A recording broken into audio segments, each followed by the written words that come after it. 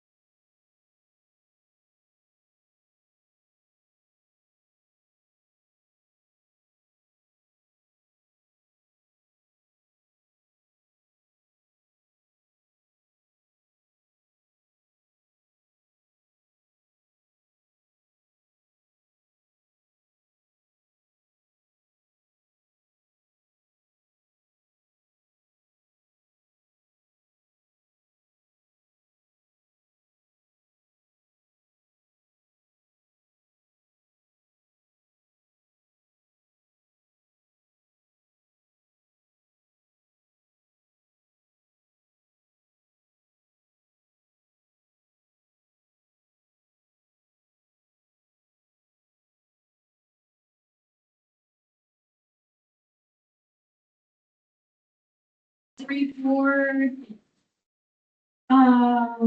We will call this meeting to order. The approval of the agenda for August 12th, 2026. Would anyone like to make a motion? Second. In a second, all in favor? Aye. Opposed?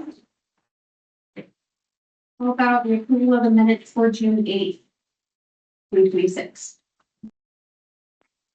So moved. All in favor? Aye. Opposed? Great. We will move on to the staff reports. We'll start with the police department. And off. Hi, everyone. Authorize the last, consistent meet. I don't have much besides, second check Thursday results from last month that we did. Looks like we had 126 people attended, 105 were seen by the DMV, 11 restricted driver's licenses were issued, 20 driver's licenses were reinstated, and a total of 48 warnings were, rescheduled. So they've been cleared. It was a really good event. We had Culver, lovely, community center. Our next one's planned in about 3 or 4 months. We were still finalizing the date and time, where we're gonna do it again. So we'll put that out on social media and probably get the news again. But does anyone have any questions for me? What's the difference between cleared and the rescheduled on the warrants? So essentially, some of these warrants, they could be cleared if they basically have a fine to pay. A lot of times they're kind of outstanding, so we canceled the warrant for the extension, basically, like, it was a new court date, so we rescheduled court date. Okay, cool. After building management. It's coming along. They've got walls. I've heard that they have offices now inside the building. We're looking forward to it. I've heard some jokes from superintendents because they're very excited, like they're like, oh, my own office, and stuff. Much needed. We're looking still at April, May, I think. It's ahead of schedule from what I last heard. So it's going well. Quick question about that, let's follow up. What's anticipated as far as any impact to policing efforts in what I'm gonna call the Orchard District, that area where the station is at now? I don't think you'll see really much of an impact. We're We're gonna be a little bit further out west, yes, but honestly, most of our patrol officers are on the street anyways. The only time they're utilizing the station is when they're doing reports, things like that. We do have a few people at the station, you know, that are responsive, you know, for any walk-ins and things like that, but you'll see us mostly out on the streets. We're not. So the patrol patterns or whatever are not, at this point, intended to change. No, not at all. Yeah, we will still be patrolling the beats that they're assigned and everything. That people have coverage, that can focus every day, we get always covered. So, yeah, that might, so. Today, as we speak. Yes. Yeah. Questions? I'm not friendly. The only thing I have is, we do have, neighborhood night out tomorrow night, so come on out. I know there's at least one around Heiser night. It is for 48, 49 meet. And also, I just got an email today about Vanessa, the bridge over there. Unfortunately, it doesn't, we didn't plan to have it rebuilt during the time that works best for everybody. So, I guess in 2 days, on Wednesday, we'll have it should be open for pedestrian traffic. Police currently have no schedule to be hanging out there to remind people that they can't drive across the bridge, which is closed, but, I am talking with, the SRO just to make sure that if he hears anything, to let me know so that we can kind of facilitate that to help out.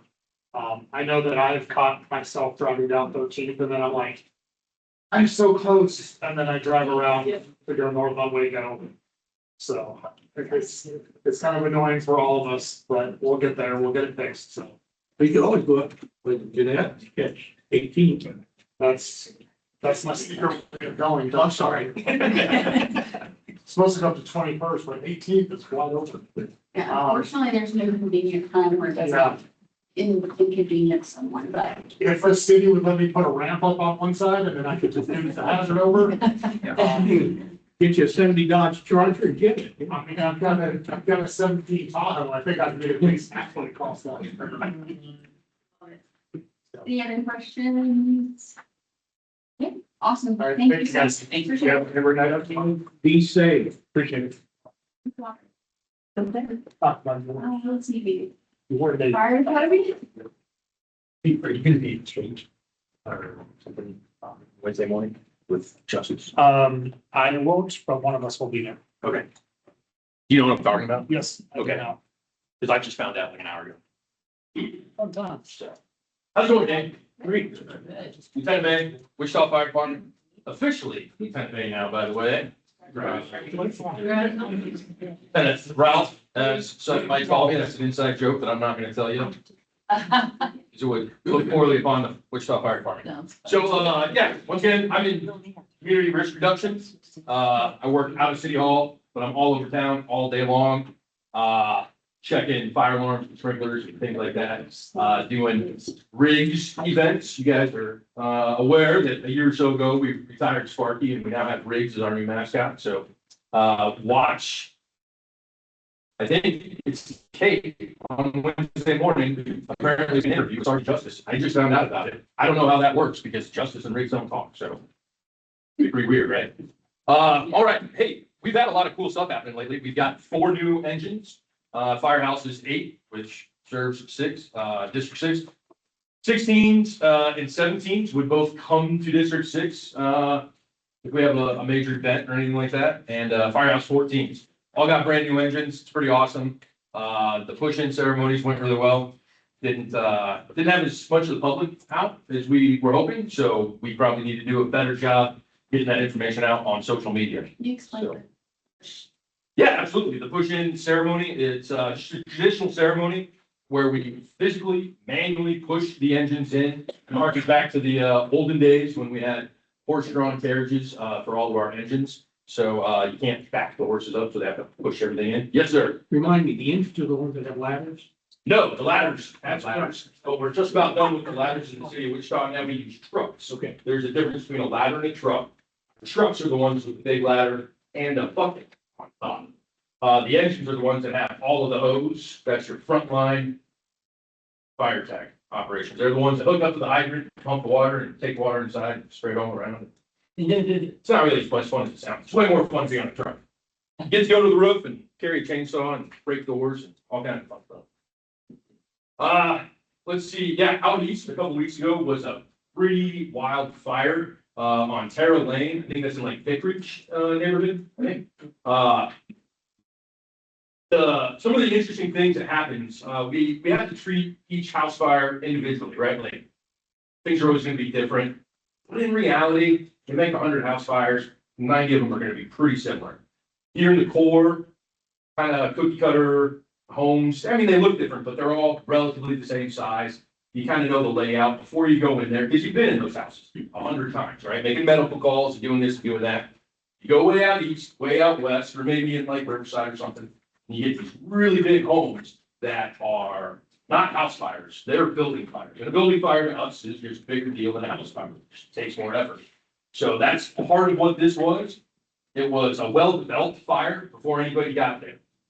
The story that I heard was a couple of kids that were running from the school right there, Haven, I think. They were out running track or something like that, and they saw a bunch of smoke. It was a weird time of day. You just don't think to make a fire, you know, like 10 a.m. or whenever that came out. I remember it coming out and thinking like, probably nothing. Sure enough, rip roaring fire. No determination's been made yet, at least not come across the official channels. Sounded electrical, sounded like maybe something to do with an air conditioning unit or something like that. But that was a big house and it caused a lot of problems. You got it lit, took forever, took a lot of units. The problem there is that when we have so many units dedicated to one large event, all the other events in town still have to be addressed. So sometimes people think like, what do you really need 23 firehouses for, right? And most of them have 2 apparatus, some of them have 6 apparatus. Yeah, all these firemen sitting around doing nothing. Well, while we're fighting that fire with half the city over there, there's still code blues coming out. There's still, you know, older people falling. There's still car wrecks coming out. So it really does delay our ability to respond to all that. So fortunately, we've got another firehouse coming online and we're keeping everything on track as best as we can. So yes, sir. Were there any injuries associated with that big event? No civilian injuries. There were a few animals that passed away, is my understanding. Yep, that's terrible. Yeah, sucks. What about firemen? No firefighter injuries were reported. So, we've been pretty lucky the last few weeks. Most of the guys that get hurt and get put on light duty, they end up coming to City Hall and working with us for a little while. So, we just gotta see how many guys are there at any given time. It's kind of how we're doing with injuries. And I think we've got 2 guys on long-term injury timeout right now. And that's like, normally we've got 5 or 6. So we're doing pretty well. And this is the time of year where people get hurt a lot. So yeah, doing pretty well with that. Let's see. I didn't get a gander at this. Sorry, gang. I was out busting people's sprinkler systems all day long. So all right, back to school, right? When the kids out riding their bikes and everything, going to school. I haven't seen any yet, but we do like to do a lot of the back to school ride events. Going out riding bikes for little kids on their way to school, like, you know, the Riverside neighborhood gets that all the time.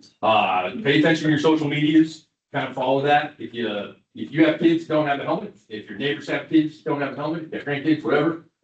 We generally speaking will bring extra helmets to that. We'll do it at the like the State Street stuff, in Nomar and all that. We try to show up and bring a bunch of helmets. We got participation with Via Christi.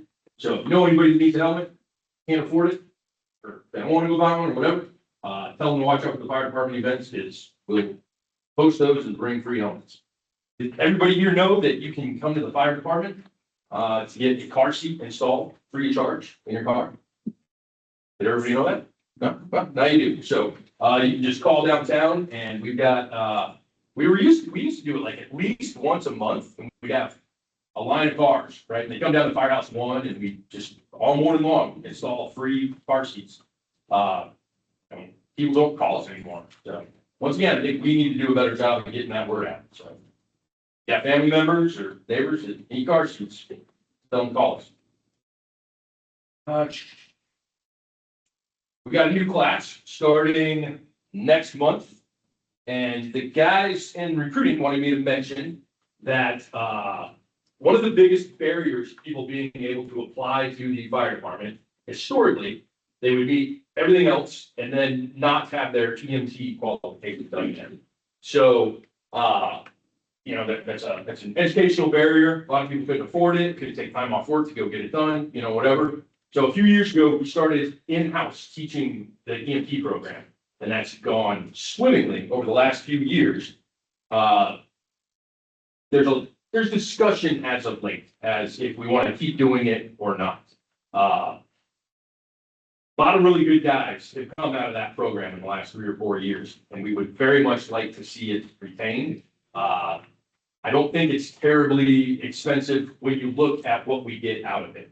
So everybody wants to be a fireman, but not that many people qualify, physically or whatever the case may be. So anything that we can do to reduce those barriers to apply, within reason, we're not going to start accepting felons. That would not be reasonable, but it's reasonable to offer more training to the guys that are qualified. So if that comes across anybody's place, we would like your support in maintaining that program. So let's see. Can I just add? Yes, absolutely. So it did come up last week, I believe, at the budget. And I specifically asked because they're looking for places to cut. And I believe that it's 300,000 is what it has been in the past. I asked Chief Snow about it, and she said for this coming class, there was about 200 applicants and 60 of them already had their EMT, and she was only looking to hire 10. Mhm. So while it might not be a pressing issue for this class, I didn't want to lose the earmark. So there are definitely conversations. I know Councilmember Hoheisel, I think Councilmember Shepherd, a couple of us were asking questions about it because we have heard how successful it has been being able to offer the EMT class. So just for what that's worth, it is on our radar. I think it's incredibly important. Yeah. So we'll see what happens too when the new chief comes on. And even if it's not as pressing now, because we've got the best 10 out of, if you're only gonna look at those 60, you're getting the best 10 out of the 60. I'd rather look at the 200 and get the best 10 out of the 200, right? So, yeah, thank you very much. Brings us to the new chief. I've not yet met Chief Meyer, so I wasn't part of that. We're all excited to have a new chief. We'll see. Yeah, excited to have a new chief, right? And then, if everybody, I assume everybody's familiar, a couple years ago, we lost Ty. It was a pretty rough day for everybody, for the entire city, I was in favor, but I know the entire city felt that. And, it sucks, and I'm gonna get a little emotional. So he was a real good dude and fantastic fireman. So, that was 2 years ago. I remember I was walking into a hotel out east that was not taking care of their fire pump when that call came out. And I remember when they said that he had gone down and I was a young guy, great shape, all that. It's like, oh man, he must be sick or something like that. And nope. And I remember when they said that he was out, and I was like, we'll get him back in no time. No, you get back, kind of stuff. So pretty rough day. Dangerous job. All jobs have their dangers. Ours can be particularly dangerous. That being said, we need to be taking care of ourselves too. So, don't need to be drinking. Right now, like just hydrate as much as you can with this heat. Absolutely, hydrate as much as you can. It's not strictly hydration, it's balancing the electrolytes. Energy drinks, like we're really pushing hard on the younger guys and even the older guys. We don't need 7 Red Bulls every morning, right? We don't need 4 White Monsters every morning. Like that stuff's not good for you. We're all medical professionals, even if most of us are merely EMTs. We should have some basic understanding of the way that, the cellular metabolism, especially the cardiac stuff, how that works. And that stuff is absolutely not good for you. And so we're really trying to make a difference right there. We've got a firefighter, not the department and not the union. And I think maybe I mentioned it a month ago. We've got our own sort of holistic program put together. We've got our own gym now.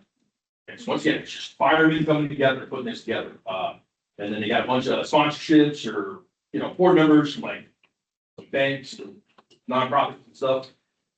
So, downtown, like Second and Wabash, we got our own gym now, we got some saunas in there, the saunas can help bring out some of the carcinogens that get kind of trapped in your skin when you're in fighting fire, and when you're driving around after fighting fire, 2 days ago, and your gear's still kind of gross, you only got one set of gear, let's see, or something. Other departments have 2 sets of gear, I don't think that's a you guys thing, but you don't want to fight a fire and then wear that gear all day long.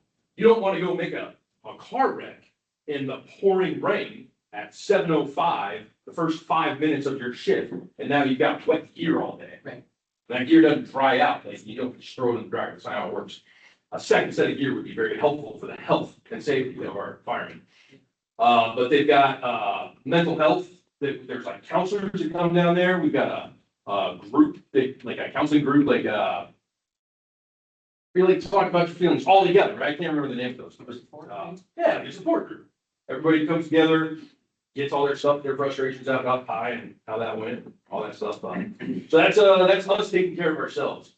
And I think we're doing a better job, but we need to maintain that focus. We don't need to let it go. So, all right, any other questions? 4th of July readout? Yep, I don't have it yet. Okay. Good stuff. I've been asking, every week about that. I'm curious. So actually, we can kind of get a little bit of information, right? There's this list, the fires, structure fires, and normally 7.4 would be half of this page, but there's only one. I feel like we're in the upside down or something, because I don't understand it. No fires on the 3rd and 1 on the 4th.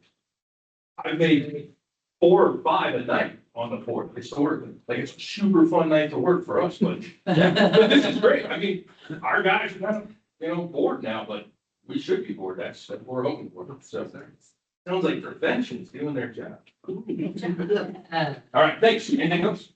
All right. Thank you. Yeah. Library. Hello, I'm Christy Dowell, customer experience manager for the library. And I don't know if you know, but Sierra Kelly, who was the branch manager here at the Evergreen and Angelo branch, transferred over to our Rockwell branch. That was at the end of June. And I'm happy to report that we have a new branch manager hired for Evergreen and Angelo.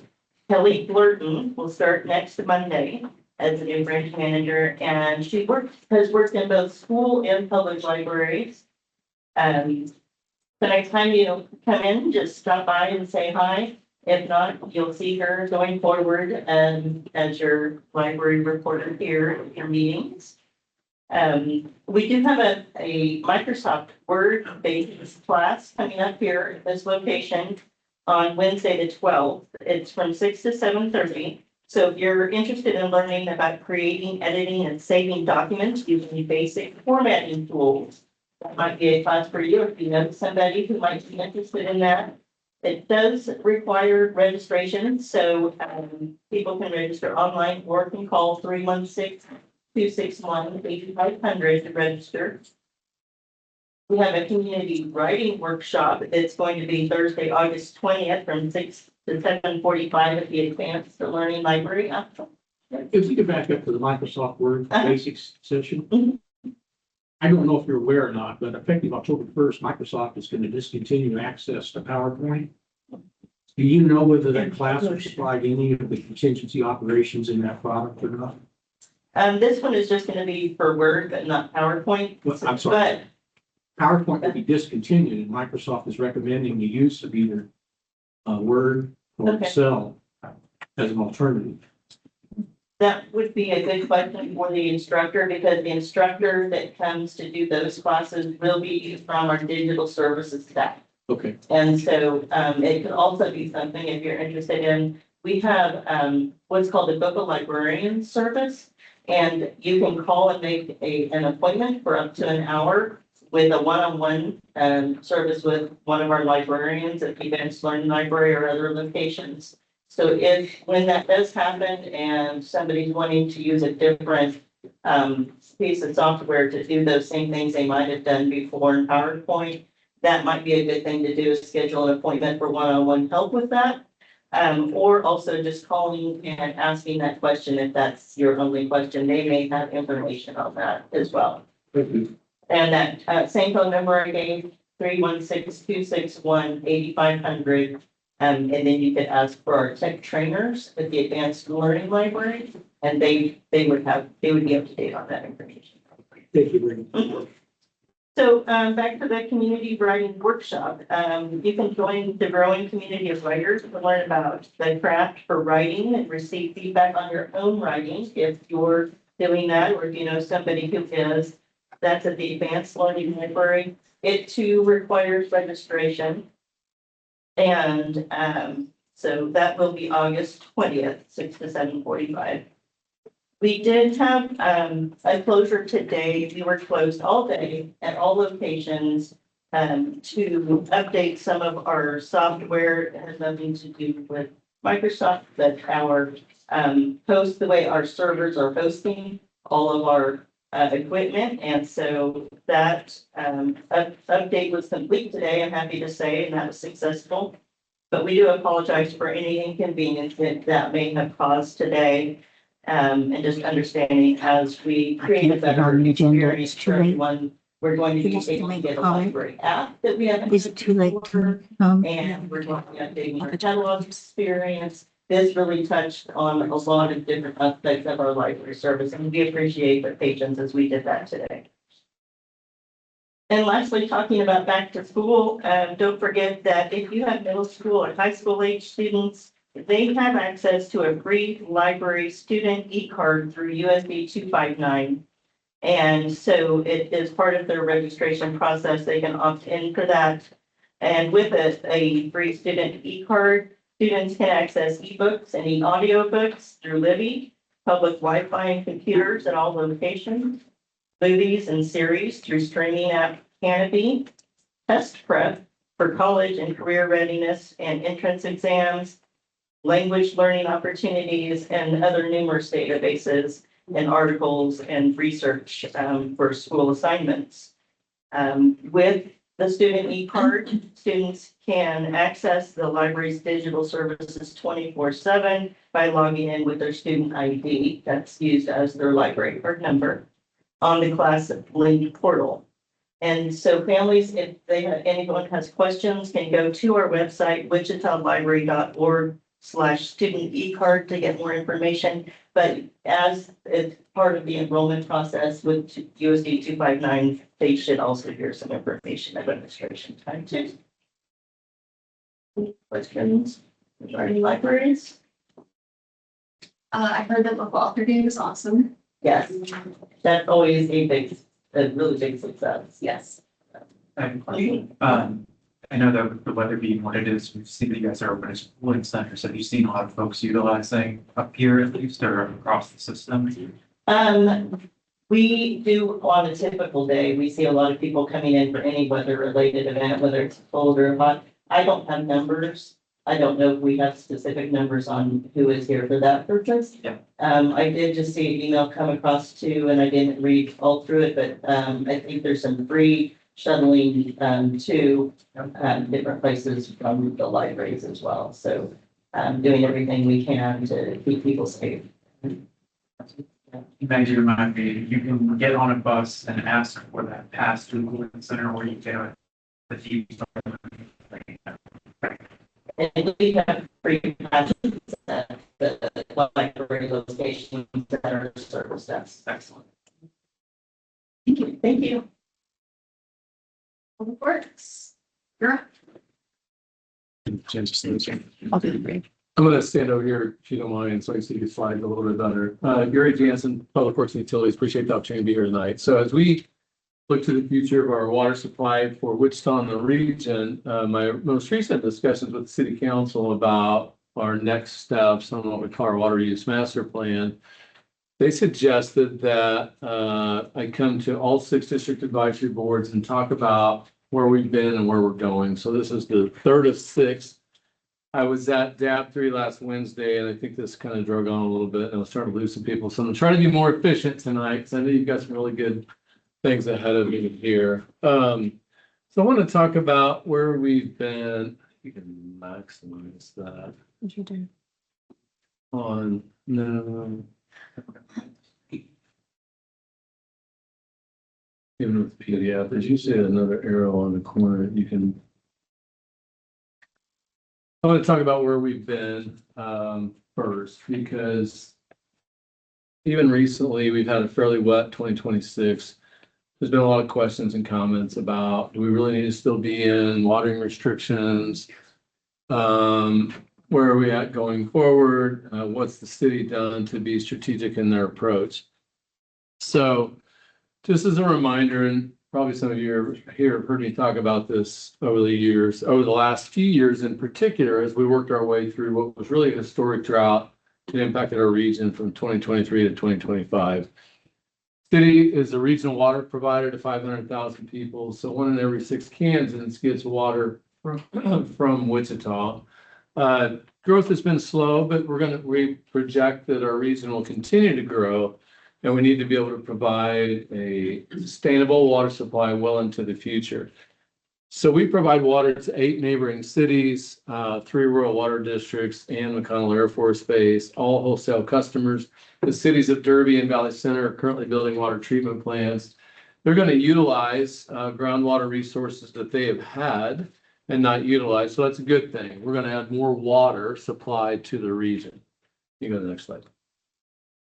So talk about our 2 main water supplies, and then we'll start talking about what affected us the most through this drought. Cheney Reservoir, 20 miles west of the community. Not everybody's been out there and even seen that, which became an issue with us during this time of drought. It was built in the early 1960s for the sole purpose of providing water to the Wichita region. We have the water rights within Cheney Reservoir. And I'll talk more about that in just a little bit, and some of the questions that have come up over time about why don't we do different things with Cheney Reservoir to look for the future of water. We get about half of our water every day from Cheney and half of it from the Equispeds Aquifer northwest of the community. We've had water rights in the Equispeds for over 100 years. The city of Hutchinson, city of Newton also has water rights. Over half of the water rights within the Equispeds or for agricultural use producers and farmers in the area. So we have done a lot over the years. Since 2012, our recharge project has captured high water in the Little Ark River, treats it, and injects it back into the aquifer. That has helped keep the aquifer full. Very innovative project. There's others around the country who have copied what we have done because they've seen how successful it's been. As we went through the droughts, the Equispeds never dropped below 92% full, which is pretty remarkable considering where we've been. Good place to be with basically half of our water supply, but that's not enough to sustain us in the future. So we need to look to find ways that we can deal with this issue that we had at Cheney. You can go to the next slide. Before you move on from that, Eric, Yeah. what's the current level in the Equispeds, do you know? Still right around that same. We only look formally at the level twice a year. And towards the beginning of this year was when we were about 92%. It takes a while for it to come up. So the recharge effort hasn't built it. No, it has not. And there's enough that comes out of there on a daily basis with the water rights. It would be a very short point in time if you did. So second question, you talk about Cheney and where it's at today. I don't know if it's accurate or not. I didn't do a fact check on it. But my wife told me yesterday, I guess, she saw something that said that July was our second driest month in like 100 years. Is that close to being accurate? I don't think that was quite right, but it was extremely dry. I saw that same story, and I think that part might have been embellished a little bit. I saw top 10, something like that. So very good question and good point of what happens in Kansas, right?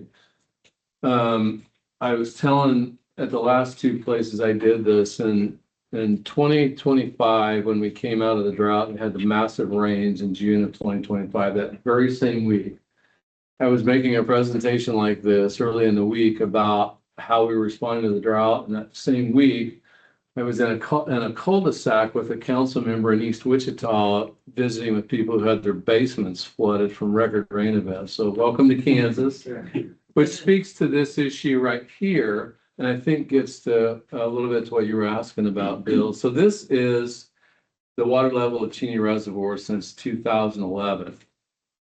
This is what we're dealing with, and we will continue to deal with. It's unpredictable.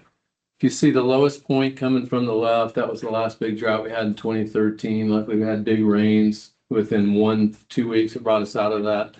2019's part in the middle with some of the wettest year, one of the wettest years on record, very high. In November of 2024, Cheney Reservoir reached an all-time low from the time it was built in the early 1960s. But then you can see how quick it came out of it. The reservoir can recover quicker than our community can, especially when we look at our drought response plan and how much this jumps around. So this is what we have to work to overcome.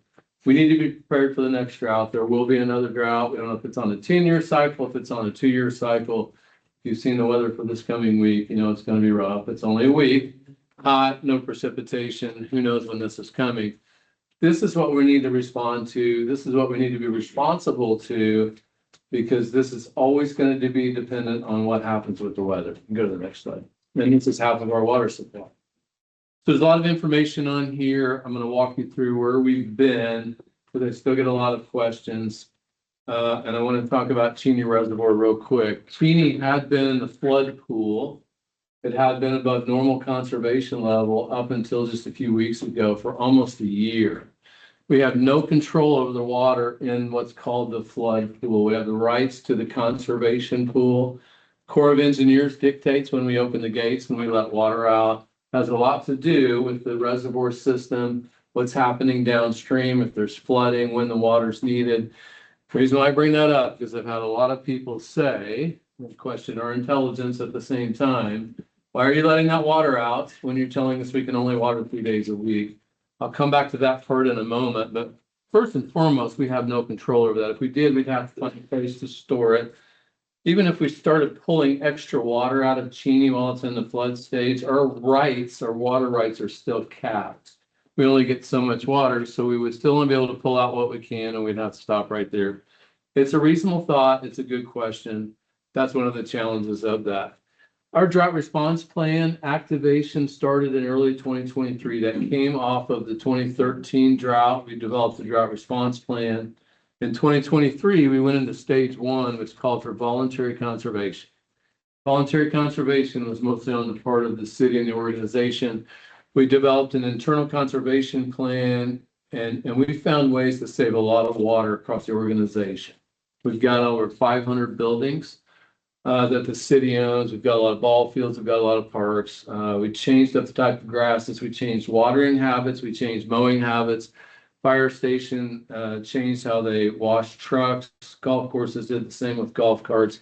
We needed to lead the way. We heard the community say, if you're going to tell us to conserve water, you need to do it first. So we did. And we still are, and we're keeping that to that point. We developed a website called SaveWichitaWater.com. If you've never been there, I'd recommend you still go there. This will forever be a great resource for conservation. There's information here on how to properly take care of your yard. There's information here on shrubs and plants and trees that take less water. We partner with the extension agencies to really do a good job. Our internal conservation plan is on here. As we were going through stage 2 of our drought response plan in August of 2024, when we went stage 2, I think most people are aware, is when we said you can only water 1 day a week. We had a dashboard on here for Cheney Reservoir. Remember I mentioned that it's 20 miles away. One of the things we figured out was it's out of sight, out of mind.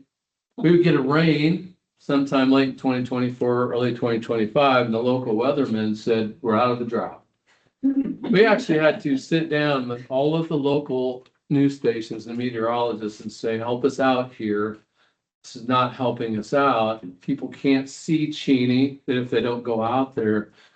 Very stark. If you, some of the first 2 pictures on the very first slide, if you went out there and saw, it was really pretty amazing to see how low Cheney was.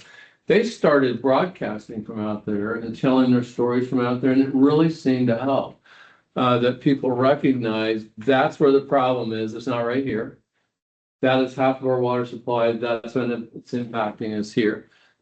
Going on with Cheney, the question's been asked a lot. Why don't you dredge Cheney? Get the sediment out of it, right? Get it back to its original capacity. The fact is that we've made very strategic investments over the years. The watershed that feeds Cheney Reservoir, 600,000 acres, it's the upper branch of the North Fork of the Nenasko. We have done a lot in working with the state of Kansas and other groups to keep the sediment out of the reservoir. We worked with local farmers, changed the type of farming that they did. And the last time we did a study at Cheney, we'd only lost 7% of the volume, which is pretty amazing for that many years. If you're familiar with Tuttle Creek in Manhattan, it's lost over 50% of the capacity of the reservoir from sedimentation. Dredging is really, really expensive.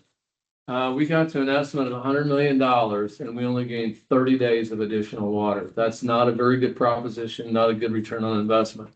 The question was asked, why don't you build another reservoir? And so we can save up twice as much water. If you remember that last slide and you saw that cyclical up and down of the reservoir surface level, we're still dependent on what happens in the watershed and the inflow to it. If we build another reservoir in that same area, at some point in time, we're going to have two big holes in the ground that are half full of water. We still can't control what happens in there. Huge cost, a lot of permitting associated with it, not very strategic for us. The question has been asked, get water out of El Dorado Reservoir. We've done multiple studies over the years showing that the water availability is not there when we need it. Most of the water rights in El Dorado are spoken for. I've mentioned water rights multiple times. State of Kansas has control over water rights. Not everybody realizes that water within reservoirs, especially the federal reservoirs, but even the groundwater we talked about in Equispeds, the water rights are controlled by the state and have been for many years. So it's not just a free-for-all who can get there first. Most water rights are closed. Not a lot of available water. Something that most people don't think about is that every single drop of water on this earth is the exact same amount of water that's forever been on this earth. The same as when the dinosaurs were on earth. All of it has been recycled and reused in perpetuity millions and millions of times. We have to find a way to capitalize on that, and that's where we're going to start heading here in just a minute and talking about reuse. I mentioned we've done some great things with the Equispeds recharge, and that the water rights are closed. So I mentioned these things because even recently, I've had a lot of folks question, are you working hard enough? Have you done enough? When we start talking about this idea of recycling and reuse, you need to dig in deeper. You need to look harder. We're not in a desperate spot of going to the only place we can to recycle water, but it makes sense. There's not a lot of other options. I think we've done a really, really good job of conservation. Right now, our projections are as early as 2036, we could have a shortage in supply of water if we don't start looking for another plan. Next slide, which is where we're going here now. I think you gotta go back a couple. You're going the wrong way. Am I? Yeah.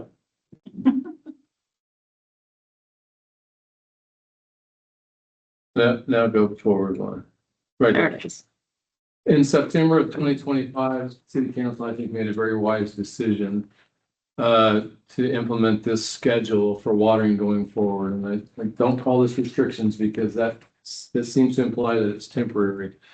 This is now in city code going forward that watering is 3 days a week. If you were not aware of this, you need to be aware of this. We want this to be educational. I talked before about changing the culture as we went through the drought. This was about changing our culture going forward. Experts will tell you watering 3 days a week is all you need. Anything else is not for a healthy yard. So make sure this is not meant to be punitive. I don't have the staff to police this. We need people to buy in. This will make a difference going forward. We are seeing a reduction in consumption. Next slide. Yeah. Is it just sprinklers, or is it like all watering, or? That part is for any irrigation systems, the sprinklers. You can actually hand water anytime you want outside 10 a.m. to 6 p.m. 10 a.m. to 6 p.m. there is no watering allowed of any type. It's the worst time of day to do it. Monday, there's no watering. Those other days, those 3 days are for sprinkler systems, which you can hand water any of the days. And that is I know that doesn't show that there, but if you look online, say wichitawater.com, it's got that information on there. And there had been some sort of okay for like drip lines on vegetable gardens and that sort of thing at off times. Is that everything back on that schedule. Well, that is too. So, even when we were under drought, watering restrictions with stage 2 drought response, we allowed, food gardens to be exempt from that. So there are exceptions there. We also have, by application, we have exceptions for establishing new yards, which makes a big difference with new houses in particular. We had a lot of people that kind of put their yards on hold for some time. We allow exceptions for generally up to 30 days to water in a new yard every day. So we're trying to be flexible. You know, it was tough there, tough to go there for a while. You know, when we, I'll just want to mention this and then I'll move on to this. We were really, really close to going into stage 3 of our drought response plan. Stage 3 would have eliminated a lot of our water. And you can imagine what that does to a community our size, and it starts impacting businesses and folks' livelihood. We want to stay as far away from that as we can in the future. A lot of information on here, but this is where we start talking about heading towards this idea of recycling what is ours and our water supply. Again, on the left is Cheney Reservoir, the top is the Equispeds. The blue in the middle is our new water treatment plant, our existing water treatment plant. If we have 2 minutes at the end here, I'll give you an update on our water treatment plant if you're interested. The green is all of our wastewater treatment facilities. So we treat and distribute almost 50 million gallons a day to all of our customers. That is distributed to residential customers, commercial businesses, restaurants, industrial. What's not consumed goes to those multiple wastewater treatment facilities, is treated to a certain standard, it's discharged to the rivers, and it heads downstream. We're going to start looking at this idea that that is still part of our water supply, and what could we do with that to make a future water of securing our future. We've been in the reuse and recycling business for some time. Since 2015, we have provided almost 1 million gallons a day of treated wastewater to Boeing, Spirit. That left side of that purple line, that goes from our main wastewater treatment plant, which we call Plant 2, 57th and Hydraulic, over to Spirit. They can actually, by agreement, take double that, 2 million gallons a day. They're working to try to get to that point. The right side of that shows our pump house, but this has been very successful. So we're capturing the treated wastewater, we're sending it to them. They use it for cooling, they use it for production processes. We're going to continue looking for more opportunities for industrial reuse across the community so that we can offset our potable water supply in the future. There's been this concern, and I always like to mention and just get it out there, that over the years, when this whole idea of recycling and reuse came into play, especially in more of the arid regions of the country in California, there was this notion of what people call toilet to tap, right? Not something we always want to talk about, but hey, we'll just get it out there because people said, you're really thinking about treating our wastewater and making it a drinking water supply. So what I wanted to make sure everybody understands, everyone is downstream from someone, right? Anywhere you go, even the water we capture in Little Ark River came from upstream somewhere. Part of it came out of a wastewater treatment plant and came to us. If you drink the water in New Orleans, it's been likely treated 13 times or more because it started in the upper Midwest in Minneapolis, St. Paul. It's treated, it's used, it's treated, it goes to the river, it's captured again, it goes through the same old process. That's what I talked about, all the water on Earth being recycled millions of times. Reuse and recycling is already in place. We can use the term de facto, but it's always been there. You do get this environmental buffer, right? So you get dilution of the river, but it's always been there. We're going to start looking for taking that to a different place and a different step and being able to create a future water supply. Top right, NASA has been utilizing recycled water on the International Space Station for years. They have no choice. They have found a way to make it healthy and to make it safe. I personally would bet on anything NASA would make work. So I think that we're going to look to see what they've done for advanced water purification. Bottom right picture is a really cool story with Botanica. Botanica, most people would not know, the majority of their water is potable water because they have not been able to utilize wells in the area that they're in. We, with our new water treatment plant and the testing that we've been doing, to test that plant, we have to run water through it. We have to dispose of that test water. Hasn't been real popular, I get it. But the analogy that we've always given is you don't do a test flight for a plane, the first one with people on it, right? So you've got to do multiple test flights. We've got to test this plant, we've got to run test water through it. We figured out a way, that test water, it pumps through a pipeline up to our current plant. And we had been putting it into the river. We built a fill station, which is where that fire hydrant is on the right.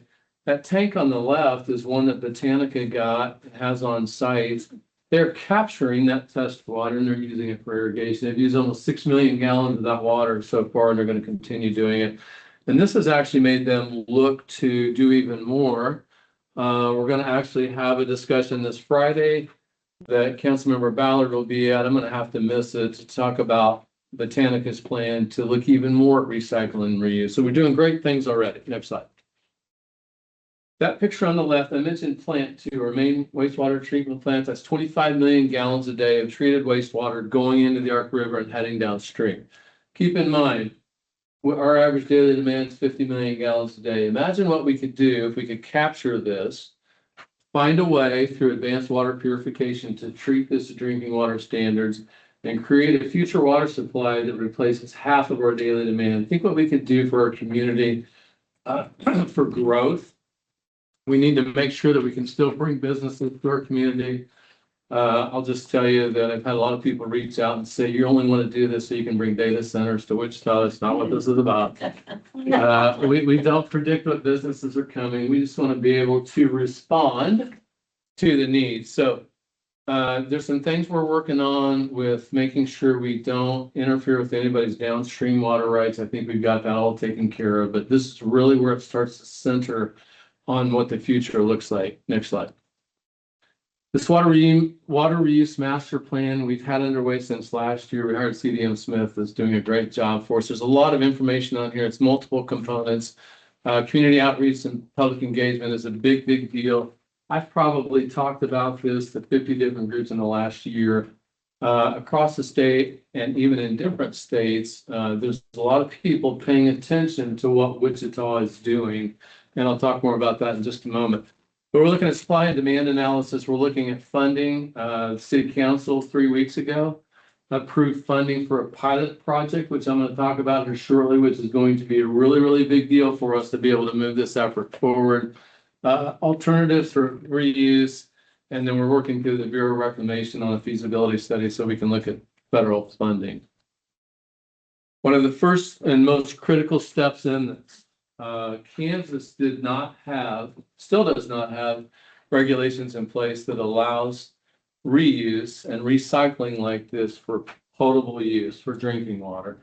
It's only about 6 states that currently have either legislation and or regulation. The first thing we had to do was get legislation in place. There was a lot of stuff that had to fall in place in this last session.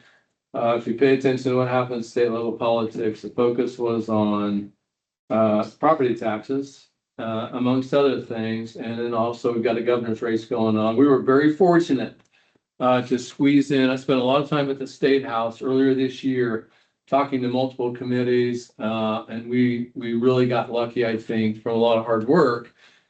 Governor signed this bill into law in April of this year. And what that said is that KDHE will now be required to develop regulations for reuse in Kansas. We are now on a map from the National Water Reuse Association of one of the only half a dozen states in the country that have moved to this point. So we've made some real progress real quick. Not much else could happen here without having this happen first. So really excited, really proud that this happened as a critical step. We're going to work with KDHE now to help develop regulations. Next slide.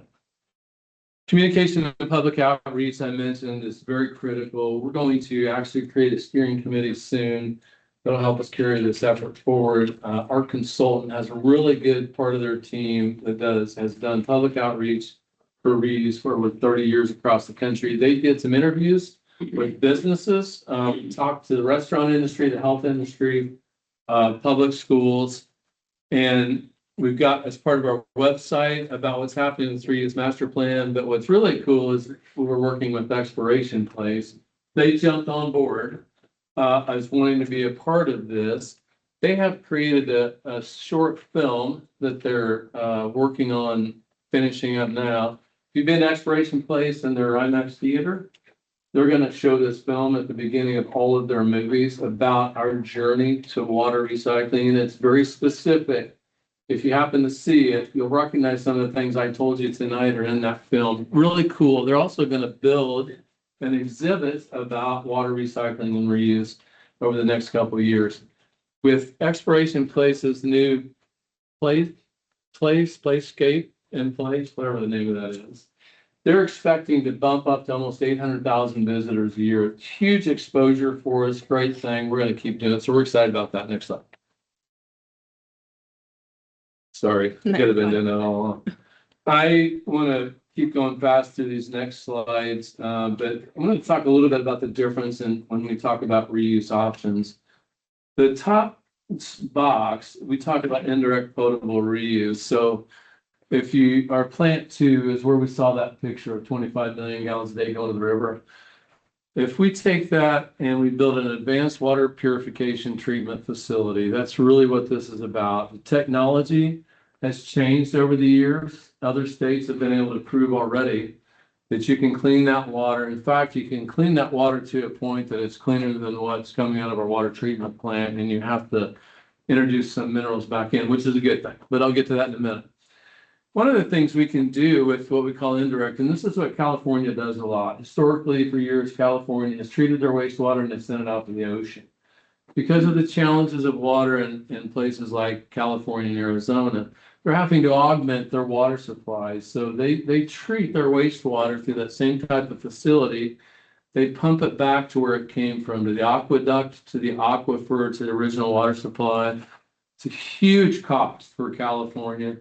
I didn't realize this till I was out there, but Los Angeles County has a 5,000 feet change in elevation from south end to the north end of the county.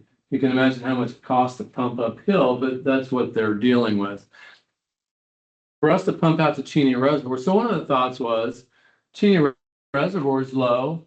Let's have a pipeline and let's send this water out there and fill the reservoir back up. We still have to treat it. Not a bad idea. It's 37 miles. That's an expensive pipeline. But what happens during a wet year and Cheney Reservoir stays full? Kind of got a stranded investment. We would have to change our strategy on how we treat water. We're not giving up on that. That's still an option. That could become part of our new water supply. Bottom box is likely where we're headed on direct potable reuse. That water comes out of our wastewater treatment plant. It's purified, and then it's blended with one of our water supplies. That's the critical part. It's blended with one of our current water supplies, it's treated, and it's distributed to the system, and it becomes a direct water source for the future. This is probably what makes the most sense for us. All of this is expensive. We're looking at the future of what the cost looks like, how this might be funded. First thing we're going to do is this pilot project.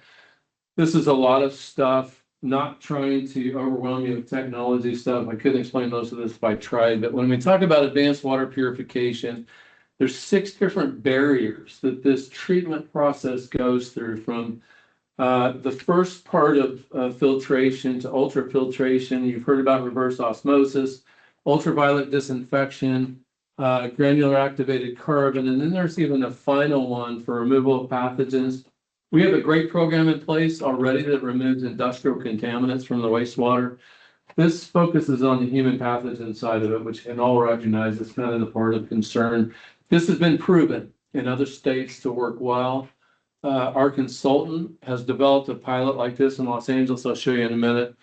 We're going to build a pilot that's going to look like this. That's going to do it so we can prove out how this process works. City Council has approved the funding to move forward with this. This is, and promise you, I'm getting close to the end. So this pilot, for what it's worth, this is the one in California. With their warm weather, they can put equipment outside. We won't be able to do that. But on site at Plant 2, we are now moving forward. Thank you to the City Council for approving the funding to build this pilot project. This pilot project is going to allow us to show to regulators how this process works, that it's safe. It will help them to continue to develop regulations. We can show elected officials, the local and state level, how we can create a safe water supply for the future. And we want this to be as educational as we can be. I took this picture. They've got a trailer on most of these sites where they bring in school kids. They bring in anybody from the community who would like to see how this process works. They got a video. We're working on something similar like this too, that we could create something like this for our libraries, for our community centers, so not just here.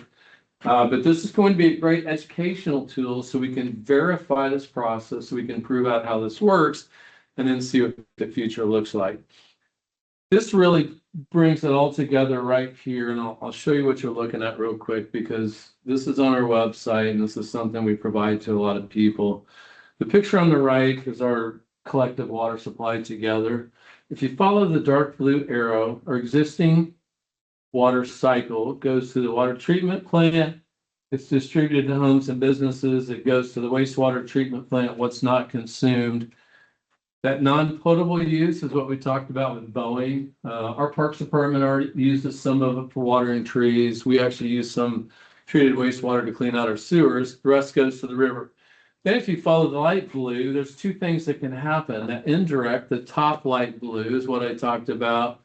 This advanced water treatment facility treats it. You could pump it to Cheney, keep Cheney full. The inner circle is likely what we'll look at doing through advanced water treatment back to our water treatment plant to blend it and back into the system. So we complete the loop, we close the cycle, we capture what's ours so that we can recycle this and create a future water supply. So what's next? We're going to keep. What's that do downstream? From a conservation standpoint of now you're impacting Winfield, York City. Thank you. Good question. I didn't mean to skip over that because I did talk about that. So we've been working with the Division of Water Resources. We have modeled that. In fact, I got a letter from them just Friday. Today's Monday, Friday, that said we have shown that we will have minimal impact on downstream, which is good. We've modeled that during drought conditions because that is a very good question. We have to make sure we don't impact water rights that I talked about downstream. We're in a good place, so we're going to run with it while we can. So one more question, that outer loop, you said 37 million roughly is a comment back on the Cheney. Not 37 million, it's 37 miles. It's a lot more than that. So can you ballpark that? I mean, you ballpark, but those two smaller. So just to give you some idea, the inner circle, it's probably $500 million. We're talking about a big project here over time. Not to sugarcoat that, but to give you some perspective, because a lot of times folks don't think about just how big our community is. We are currently financing $900 million in improvements between our new water treatment plant and what we're doing at our main wastewater treatment plant, what we call our BNR improvements. And we've been able to spread that out over time and I think minimize the impact to ratepayers. I don't think it's out of the question as we start getting past those big projects that we could start looking to a project like this. The outer circle, first estimate was closer to 700 million, so it is quite a bit more expensive, but we're going to continue to refine that, I hope, over the next few years here as this technology continues to advance and it's utilized more, that maybe we see the costs come down too. Meaning, water rates? Well, the impact of future water rates, yeah. If we want our community to have water, we're going to have to do something. So, and I'm happy to talk about water rates and compare to other parts of the country if anybody wants to. Probably. What's next is we're going to work with KDHE on this pilot plan. We're going to work on a grant application. We did get confirmation of downstream water rights, so I need to change that. And then the public engagement will keep going. If you're interested sometime, go on YouTube and watch a video called Renewed. It was developed by the Southern California Water Coalition. It's an awesome video. And I think it's great for kids. I think it's great for anybody because it talks about water from the beginning of time and it walks you through everything I talked about tonight of how the water recycle works. Really cool story. It's easy to follow. Anyway, that was all I had. Happy to answer any questions and then I can give you a quick update on the water treatment plant. The jury, would you repeat? It was called Renewed. all you need to know is renewed, the first part of that. Okay, got it.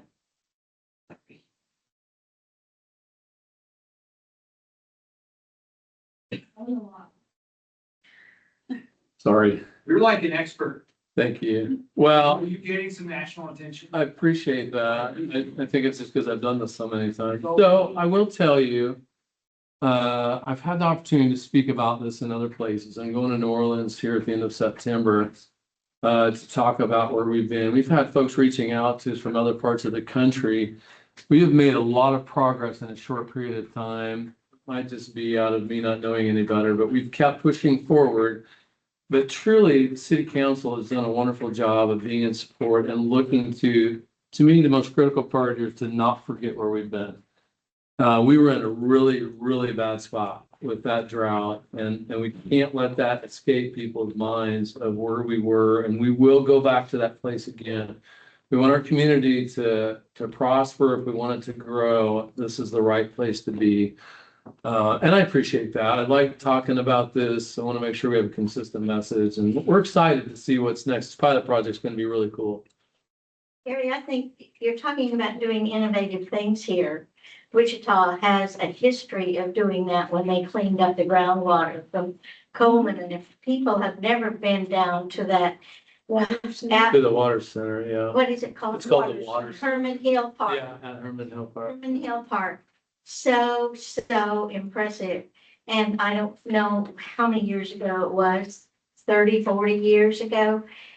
That would have been a major thing for the government to come in, but people from Wichita put their heads together and made it work without intervention. I agree. It's been almost 40 years now, and we're starting to wind that down here in the next 10 years. So, yeah. Questions from the dad before we go back out to you? If you've had any public, what public response is to this? I mean, the direct to potable. So when I first started talking about this last year, I've been to all the Rotaries. I've been to governing body meetings for all wholesale customers. I've been anywhere you can go. I've been in people's living rooms to neighborhood groups. And there was more pushback originally on concerns about health impacts. People said, are you really thinking about making this drink treated wastewater? And I get that. I think it's helped to, talk about this notion of reuse that's already happening, and recycling that's already happening and being downstream, and what we can do with this new technology and water purification. There are still, we got an email just the other day from someone who said, you haven't done enough, try harder, this is unacceptable. This is why, and that's fine. This is why I walked through where we've been and all those things we talked about with Cheney, with El Dorado. This isn't a last ditch effort. We're not desperate to make you drink wastewater. That's not what this is about. This is being innovated. This is the future. At some point in time, we will limit what our city can do, what we can do for growth if we don't look to do something like this.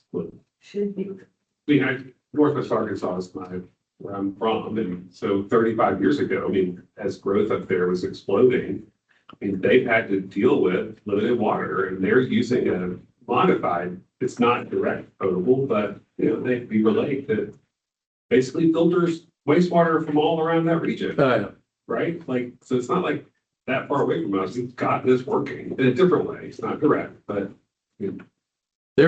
I think I'm really proud of where we've been, and we couldn't have done it without city council support. I don't mean to play that Councilmember Ballard, but I truly mean that because and here's what I'll tell you, and I don't say this to make people think we're doing the wrong thing, because we're not.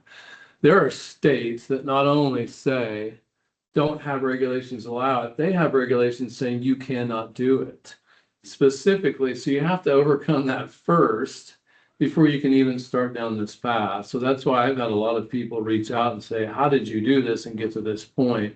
I think we've been able to tell a good story. Never waste a good crisis, right? So we capitalized on this drought, and we stayed on top of it. good job. Was this project and talking about recycling reuse, is this something that you all fast tracked because of the drought, or is it something that is a reaction to what we have learned from the drought? It was both. And we started moving forward during the drought, knowing we've got to do something else. And the timing of we had to get that legislation moving. We hurried and fast tracked that. Otherwise, we would have lost an entire year trying to move this forward. I think that because where we had been in 2013 and 10 years goes pretty fast anymore, and coming out of that, how close we got to stage 3, what we heard from people, even in stage 2, of how we were impacting the landscape businesses, the nurseries, the challenges they were facing, saying you've got to do something else, made us really want to move this forward. For the 2 questions, for the 6 states that already do the wastewater recycling, I assume those are all in the southwest part of the country? California, Arizona, New Mexico's working on regulations, Colorado, Texas, and Florida's working on it. Now, here, I will tell you, direct potable reuse that we're talking about, there are only 2 current facilities in the entire world. One of them is Big Spring, Texas. One of them is in Nairobi. El Paso is building a direct potable reuse facility right now. There are many indirect facilities in California and a couple in Arizona. You see it moving forward. People are taking off more. I'm convinced the public engagement part is as critical as anything.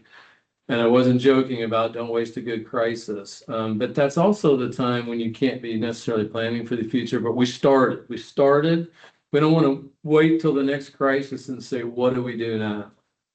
And then after this pilot is over, then what is the timeline for, say, building this future advanced? It's going to depend entirely on funding. I mentioned that we're working with the Bureau of Reclamation. There's some federal funding opportunities available. We're working with our federal delegation. They're very aware of what's happening with this and keeping an eye out for funding opportunities because it's a big cost. But I'll tell you, through the BOR, we've been lucky. We've been fortunate to work with them on grants within our EQUISFEDs. 25% grant may not seem like a lot. If you're trying to build a $500 million project, that's $100 million. That's a big deal. That's a heck of a head start for us. But right now, we're working on a return on investment study to look to the future of the impact on our community if we don't do this, along with if we do. So we'll start having conversations with the city council in the next year. See, I don't know what the timing looks like. This pilot will go on. It should come online late next year. We plan to operate it for at least 2 years to see where we get to. I hope by that point in time that we have been able to start looking at a plan to fund this for the future. So. And that ROI study, is that next year? And you said that we moved back? That we should be in a really good place with that by next summer.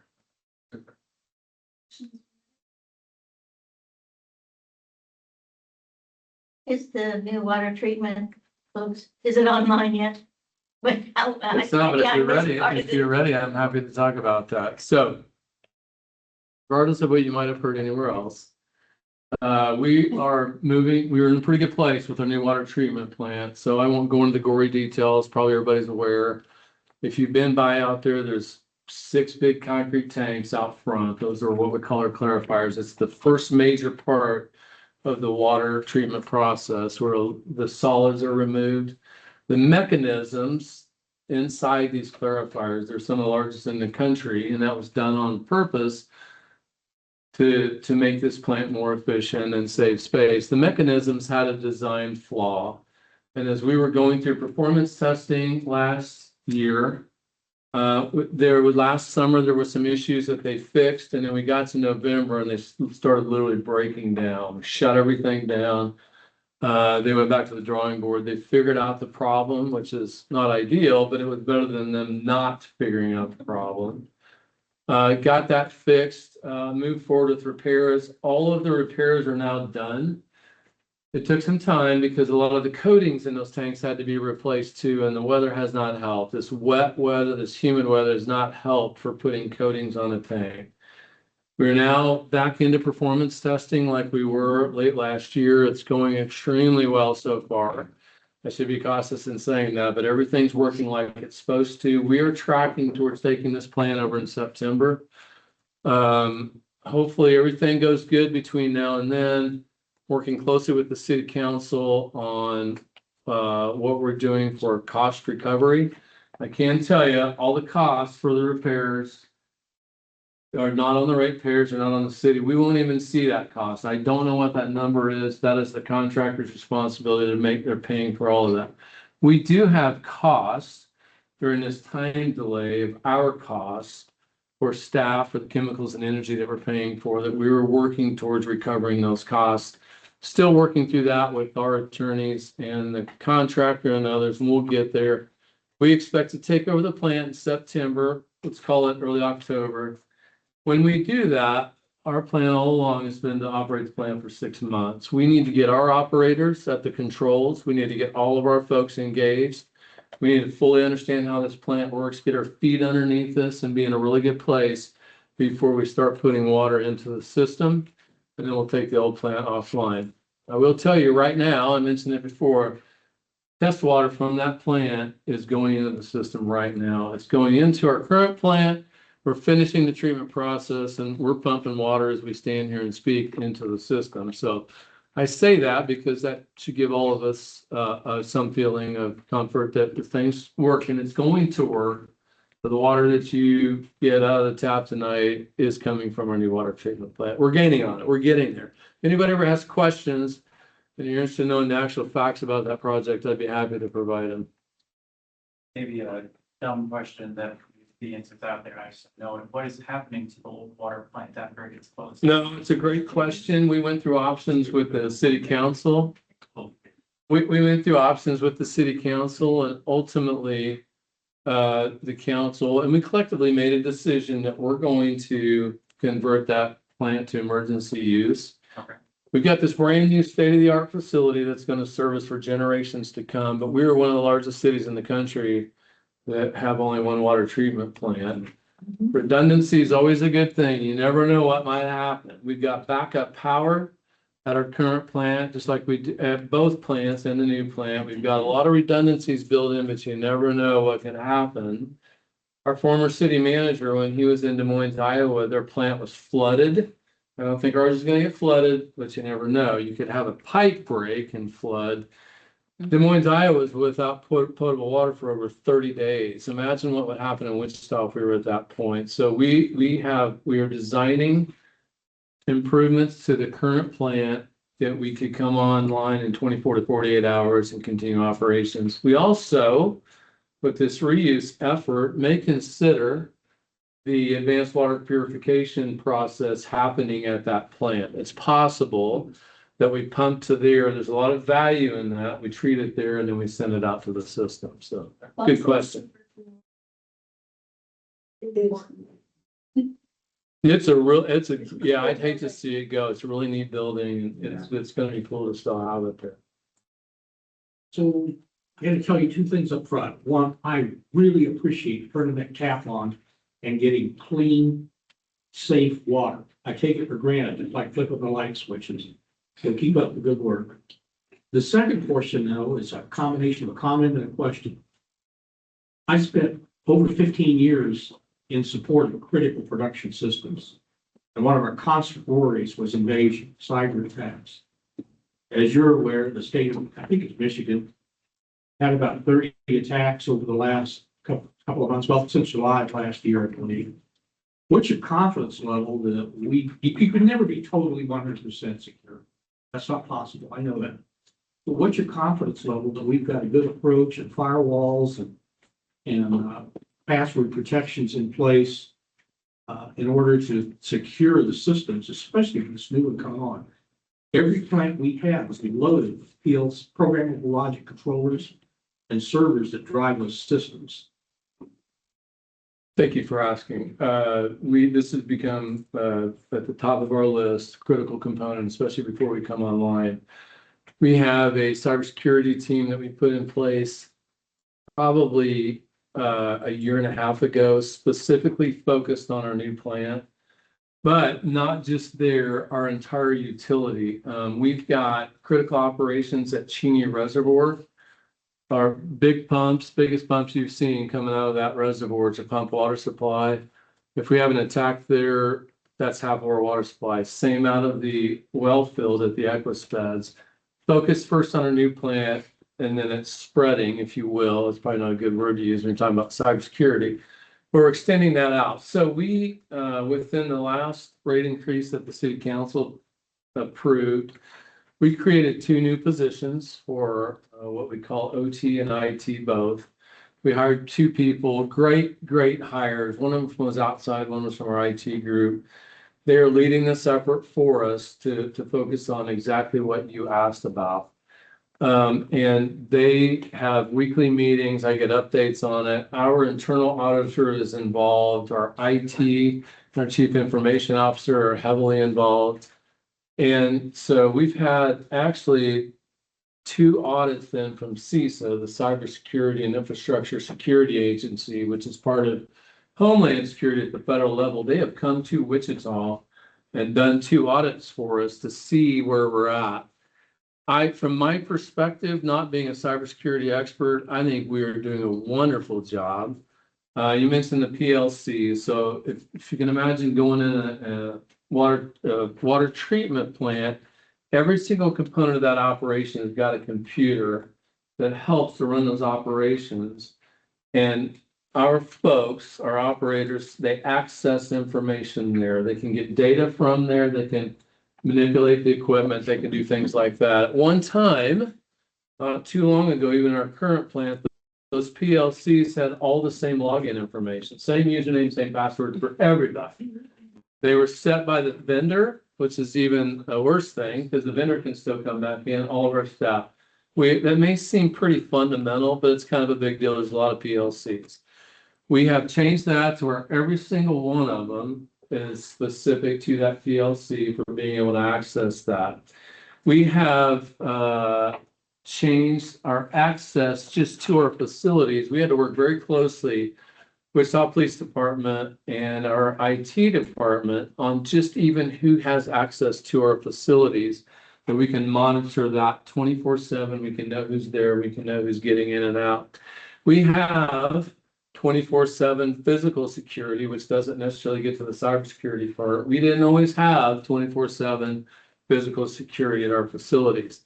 But we are set up not just with backup power, but we also run operations on a regular basis so that we can manually operate the plant if we happen to have some type of attack that takes down our system.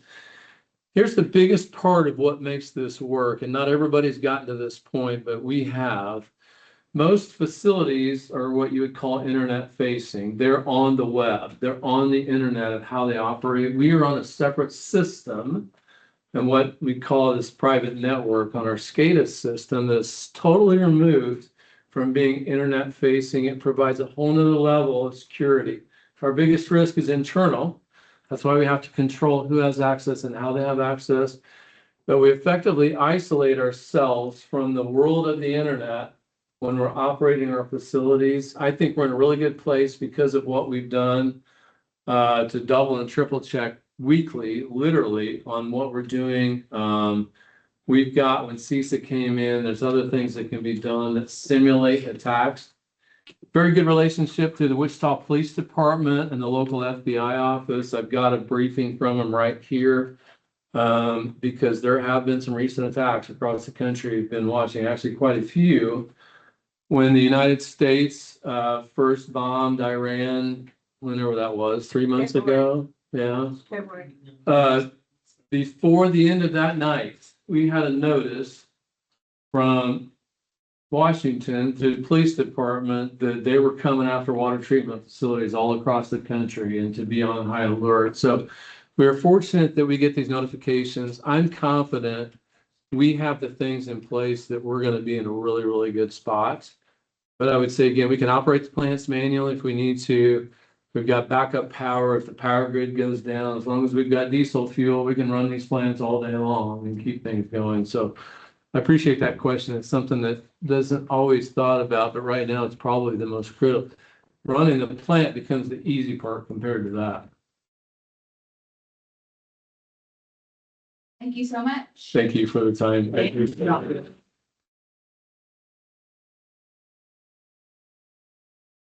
All right, we did not have any scheduled items for our public agenda this month. Is there anybody who would like to speak on an agenda item that's not part of tonight's agenda? All right, we have one. Leah, come up to the podium. You have 5 minutes.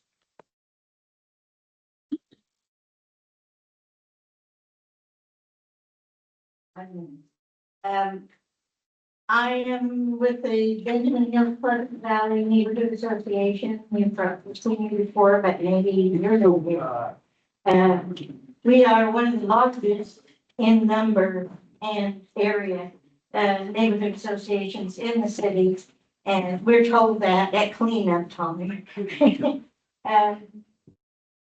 But we also will be having, one of the things I want to speak to you about specifically, we will have a neighborhood night out next week at Trinity Presbyterian Church. What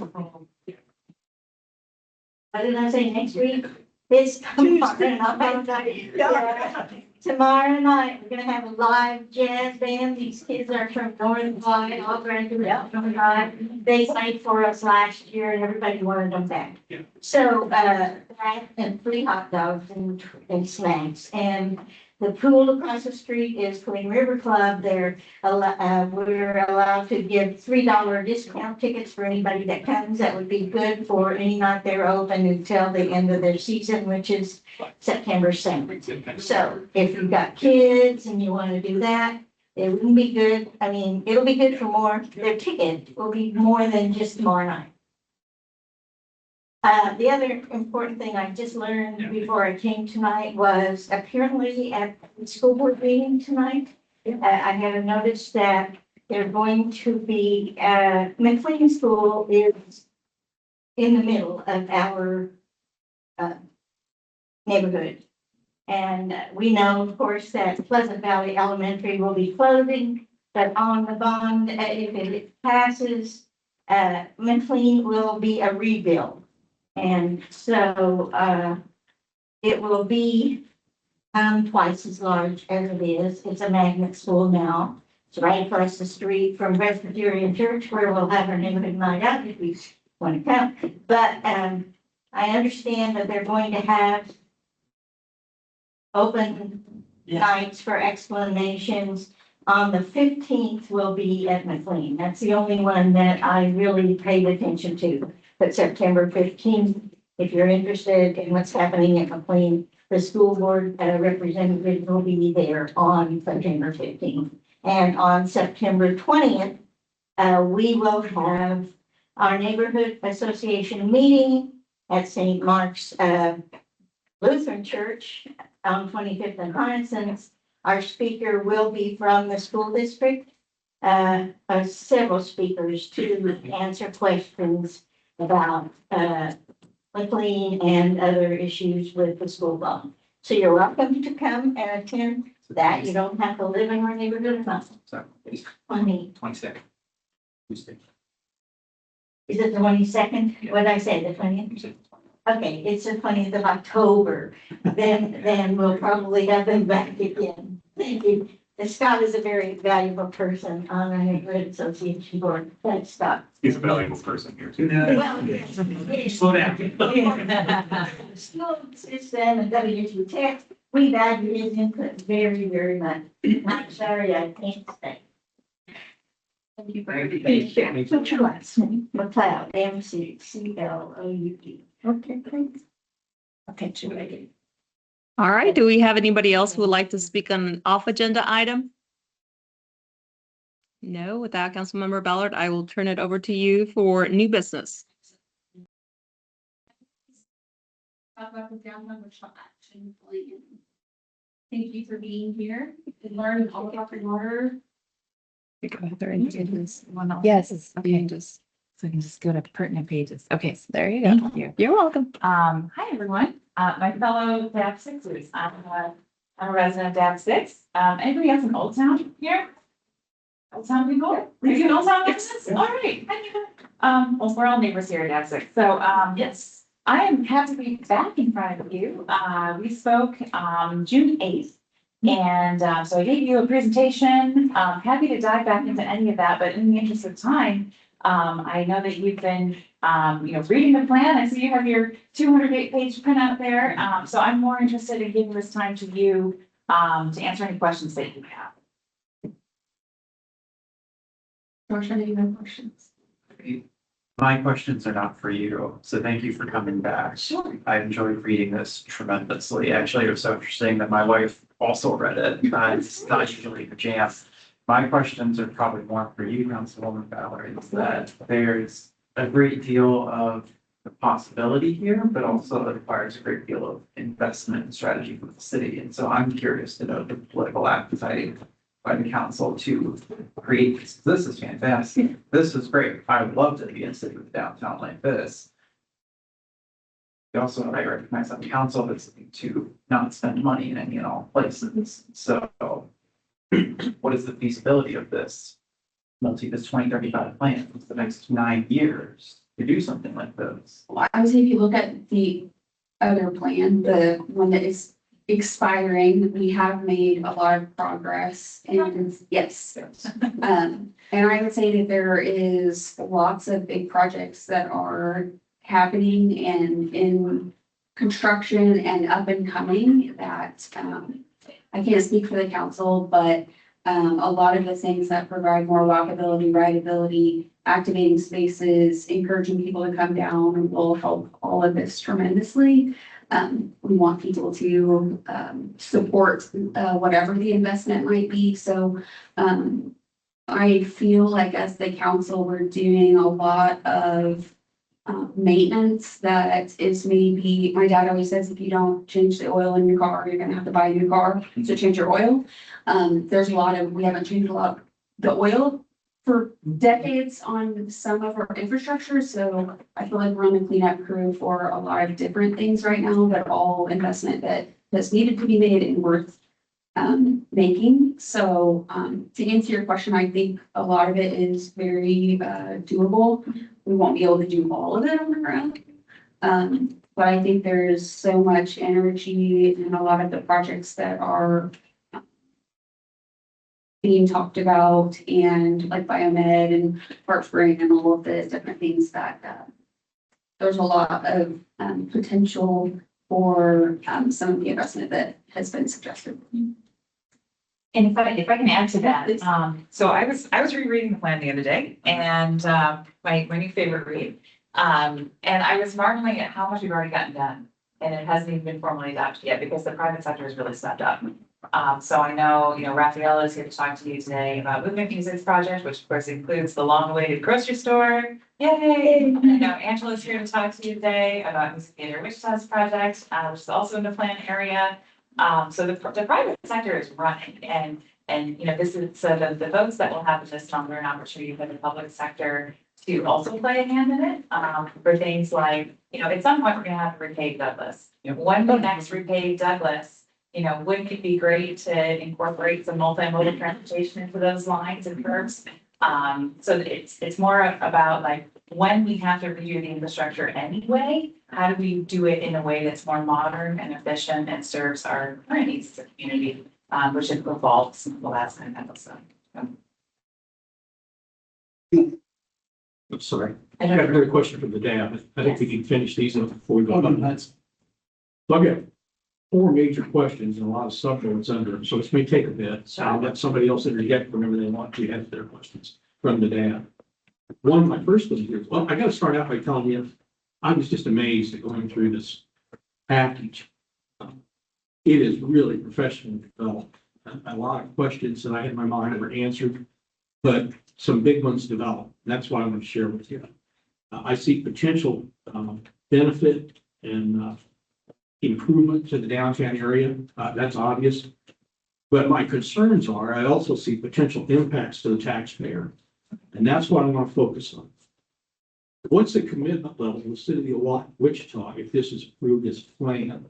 And the reason I ask that question is because the environment that I come from employment perspective, When we put out a plan, it was a firm commitment. We have resources, we have people, money, and schedules associated with it. I see concepts in this, but my concern is whether we're locked into this if the city council approves it as a plan. Okay, I think that's to you. yeah, I mean, you know, like I mentioned before, unfortunately, every 2 years, there's elections and we see a lot of priorities shift, we'll say. So I can only definitely speak to my time on, council. I think it's moving in the right direction in a lot of the areas. I know there's been a lot of community feedback. But as far as the investment, I mean, that's a conversation that we're gonna have to continue to have. See where we can get to 4. Sometimes that's harder than it should be on things that I think we should be offering as a city, very basic roads, bathrooms, water, all of those things, but unfortunately, they all come with price tag. So to finish up on this question, and I'll free it up for another DAB member to come back. I had 2 more points. One, I believe that if this is going to become a plan and the city council plans to adopt it, there's got to be a lot more daylight on it. The taxpayers deserve to know from a more open perspective what's involved, what the future looks like, what changes will take place, what the city engagement and commitment will be. It's just doesn't seem fair to me that we would make a decision like this and commit taxpayer dollars without that visibility. The other thing that I would note on this particular question is, I also do not believe that the city should be engaged in donating valuable property or buildings for expensive parking facilities to support private businesses, nor should we build infrastructure that's beyond what would be improvements or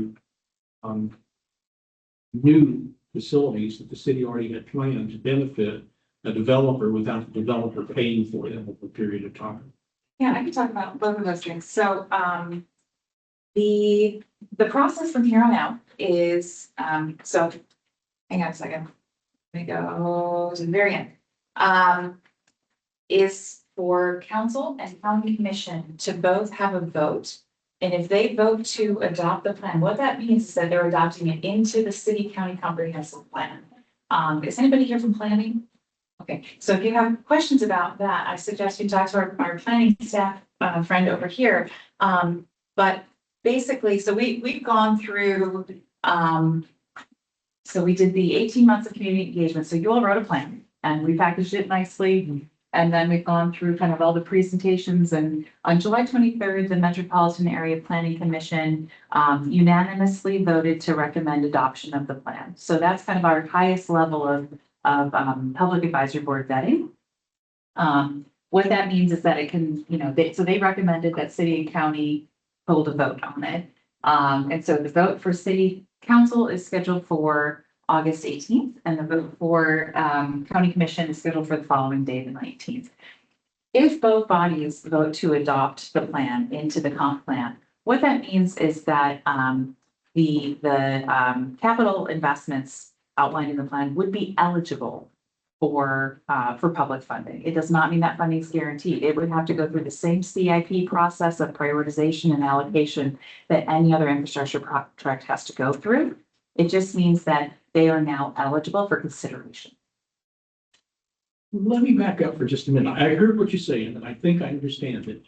My concern as a citizen, as a resident of the city of Wichita, a taxpayer, is that John Q. Public and Susie Q. Public are not going to be aware of this. This is a massive plan. It is big bucks. And it's going to require, I believe, from what I've read in the plan, I may be incorrect, that it will require substantial outlay of cash over 10 to 15 years by the city of Wichita. And the private sector. It's a public-private plan. Okay, we'll get into that in another question. But my concern is that those taxpayers, myself included, end up committed to something that we're not aware of. Today, we've had focus groups that involve, as near as I can tell, about 350 people. More than 1,000, but. Yeah. in a population of what? In the metro area, 500, 600,000? So we held 56 public events. There's been. I didn't know anything about it until it came up in here. And that's a great point, that, you know, the next stage is implementation. So that is big, you know, public marketing campaign about, hey, if you missed it, here's what your community said they want, here's what we're working towards. So really what this plan does is it guides my nonprofits work over the next 10 years. So it's a lot of advocacy work. It's a lot of continuing public input. Nothing gets put into the CIP without a public vetting process.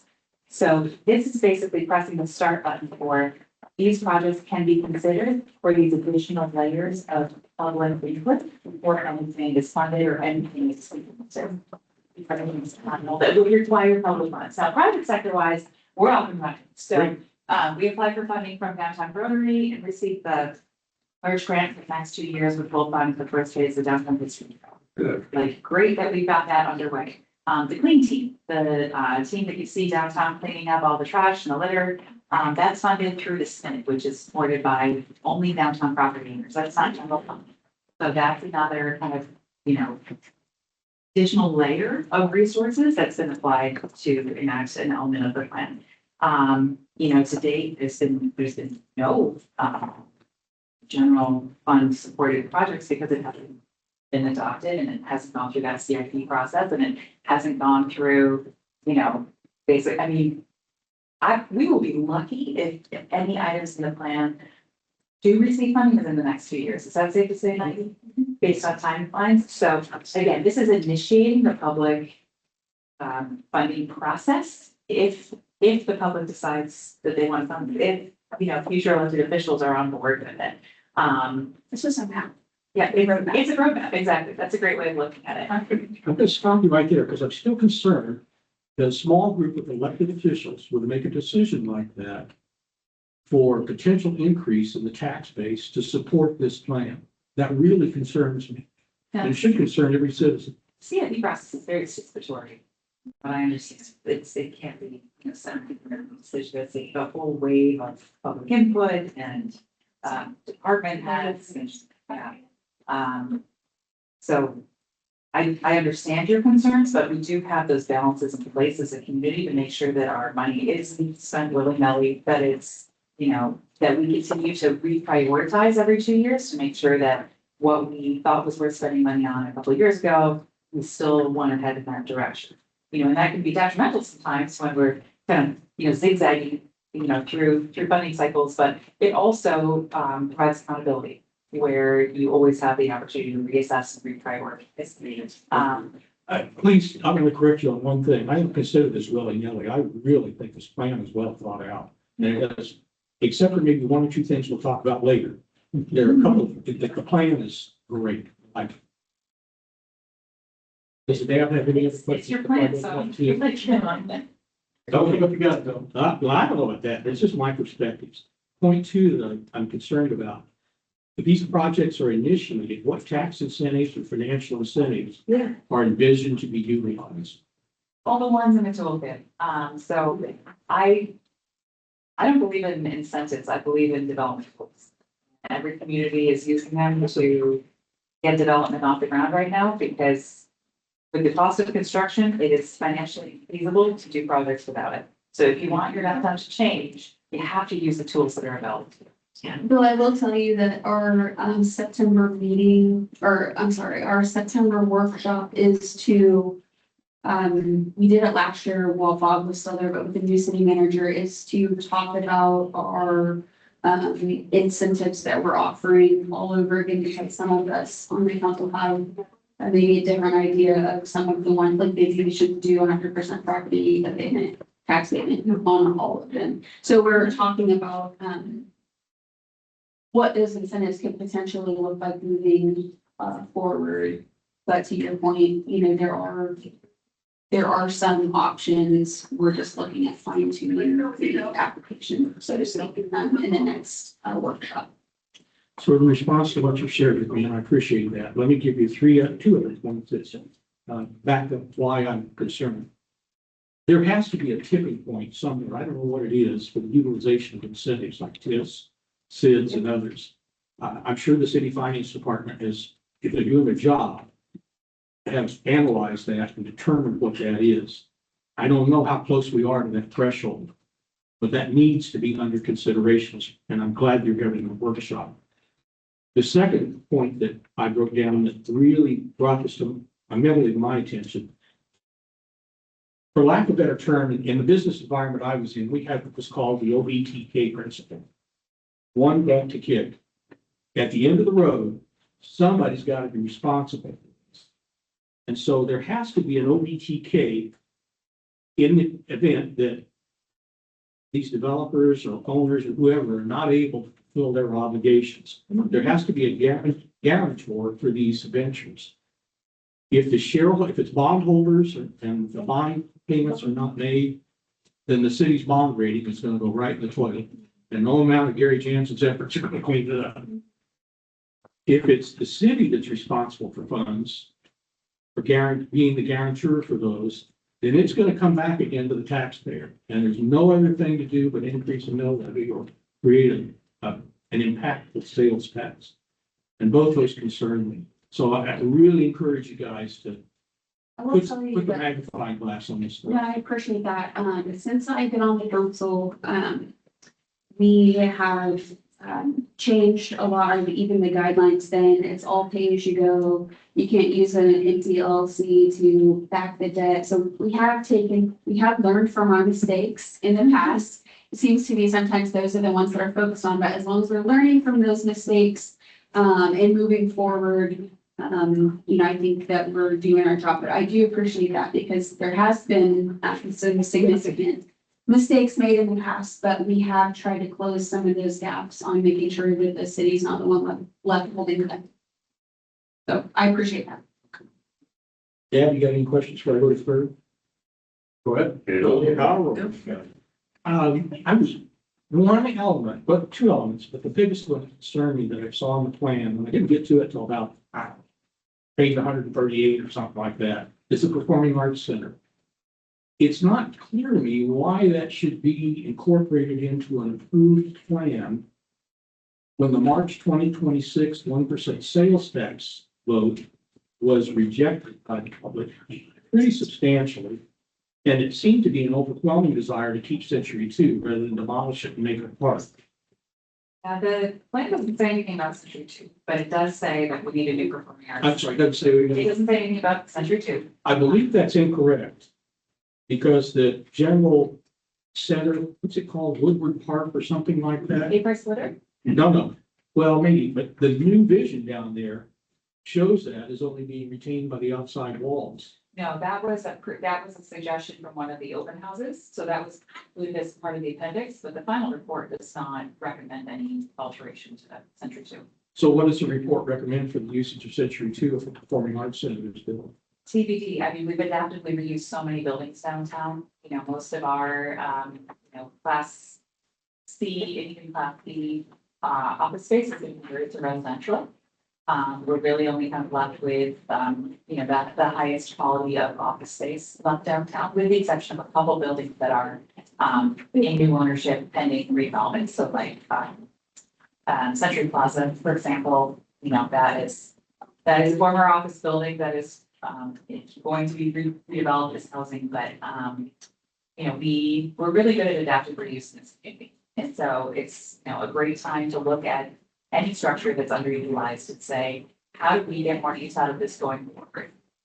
In terms of performing arts, what we heard from our, cultural community is that we are not up to snuff. We are forcing our wonderful performers to perform in an inadequate facility. And that has economic repercussions. We can't attract, the symphonic performances that we would like our talented musicians to do, because now everybody wants the bells and whistles. They want the big screens so that you can watch the live, Star Wars or Indiana Jones with the live accompaniment. We just don't have the capability to do that in our current facilities. So this is reflecting what we heard from the community at numerous, every open house, there were flags all over the posters that said, we need a better performing arts center. It's not, throwing out the baby with the bathwater. Century Two is like an iconic structure here. Now, I'm sure that there are many, I mean, we've already been adaptively using it, arguably. You know, the Rhea, I forget the name of the, children's, clothing sale that's going on right now in Century Two. I mean, it really serves a lot of community uses already that it wasn't originally designed for. So I think, you know, we're an enterprising community. We find ways to innovate. So I'm not worried about Century Two in terms of its longevity in our community. I'm concerned about losing economic opportunity and losing talent here if we don't have a performing arts facility that's worthy of our performers. So I appreciate the clarification on what might happen with Century Two, both in the plan. I'm gonna come back to you, Maggie, about funding. From what I recall of the earlier proposals relative to Performing Arts Center, and I don't want to just pick on it, but any of these projects, that the city carefully consider any commitments to making financial investment into the actual development of the facility. The infrastructure is one thing, the actual development of the facility, because as I recall, there was going to be a potential for the city to end up with some, I'm going to call it 25% funding of a performing arts center. And it was still a little goosey on what was going to happen with private development funds. So please be careful on how we move forward with the commitments on those developments. Thank you. I think one thing about the plan that's been really inspiring to me is that as people start to pour through this final draft, you know, I'm hearing from the development community to say things like, hey, can I fund litter cleanup on the west bank of the river? And I say, yeah, that would be phenomenal. I love that you want to do that. You know, where'd you get that idea? Well, you know, I was reading through the plan and I thought, what if we could play a role in it? And so I think there is a role for, you know, each of us to play in executing this and bringing the community vision to life. And I've been pleasantly surprised to see the private sector really stepping up. But in turn, we the taxpayers maybe should think about how we can also contribute, you know, to these assets that will push our community further. In the event that there is full disclosure on what cost that's going to be to the taxpayer, it's one thing to spend money, it's another to pay it back. I have one more question. Anybody else want to jump in? You go. Okay.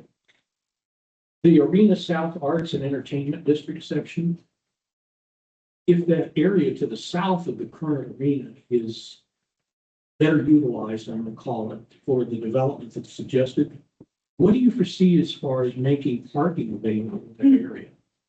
Great question.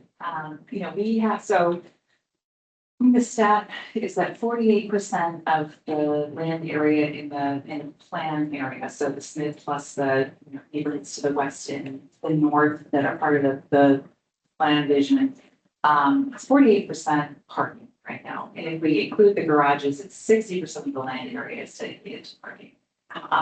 So in looking at the use of service lots, again, how do we adaptively reuse a service parking lot for a higher and better use that increases our tax rates? So, you know, urban planners like myself are of the mindset that, you know, using a plot of land as a service parking lot is not the highest and best use, since, you know, we have the lack of tax revenue to prove it. So the goal is to consolidate parking into structures. That's the most efficient way to do it. And then that frees up every parking lot as a future home, business, or entertainment facility. Let me try to question you, because I don't feel like you answered it. What I'm concerned about is we make I don't disagree with your details on land usage. That's not an issue for me. What is reducing the amount of available parking next to a major facility, a major participation facility, without an alternative. Sure. So the former transit center at William and Emporia has been, well, it's in the process of being decommissioned. They've just sorted out some federal funding and get permission from the federal government to officially retire the facility. But once it does, there's been discussion about, you know, could that be converted into a parking facility much closer to Intrust Bank Arena? So it'll be interesting to see where those conversations go. there are suggested locations for structured parking in the plan that seek to optimize kind of those neighborhood nodes. So that rather than having a sea of parking, you can build up rather than building out, and then you free up those other parcels for redevelopment. And as your, not as your, as the plan is very clear, vertical parking is extremely expensive. That was stated repeatedly in the plan. So again, Maggie, I'm gonna come back to, How will you pay for it? again, Maggie, I'm sorry. that's all right. I'll wait to get your attention. I'm gonna come back to the council and say, we have got to be extremely careful with commitments to infrastructure projects that are not replacements or improvements to current capabilities that are gonna benefit developers without developers paying for that development. I'm gonna push back a little bit with that. So Okay, go we ahead. continue to expand our development in the city. We continue to build further and further. Mhm. Those roads are paid for by the public for the most part. So I'm subsidizing roads that are way far away, from where I live in the center of our city. And so, we're already in the business of subsidizing developers by building roads to where they're putting their houses. This is a different form of that. Building a parking garage allows developers to build up neighboring parcels. And so it's just kind of like, well, which kind do we want to incentivize? Each one is a public subsidy to a developer, but do we want to put the money into building farther up? Or do we want to put the money into building, more dense urban environment, or some combination of the two? I don't know. That's up to the taxpayers to decide. But I think that we would be remiss to not, call out those subsidies that we're already providing to developers of places like, I don't know, Ridge Far East, Wilson Farms, Wilson, I don't know. It's gonna spread us there. There are two rebuttals I'd make to that, and I appreciate you bringing that up. That's a valid point. First, in the case of those roads, in many cases, there are specials associated with that, and if they're within development, if they are supporting those developments, then the benefit to the community is from taxes that come back in. What I have seen in the past, and it doesn't mean it's what the council will do in the future, is there are so much tax loopholes and abatements put in place for the developers that it'll be decades before we start to recoup any of that investment. Those are my concerns. And the second one is, or third one, I guess, is in that element. The taxpayers aren't getting a vote in this. That decision is made by elected officials. We pay for it. The elected officials also pay for it, but we get hit with it. I can see you're subsidizing. Okay, so you're okay. Far away. I'm going to rest with that. I appreciate your comments. Thank you for the thorough analysis, and if you have other questions, I'm happy to. Thank you. I've got a couple of quick things. There's a lot of design standards in here about, widths, so we want to make downtown Buckland, and I really appreciate that. But I also know how quick we can be to throw those away.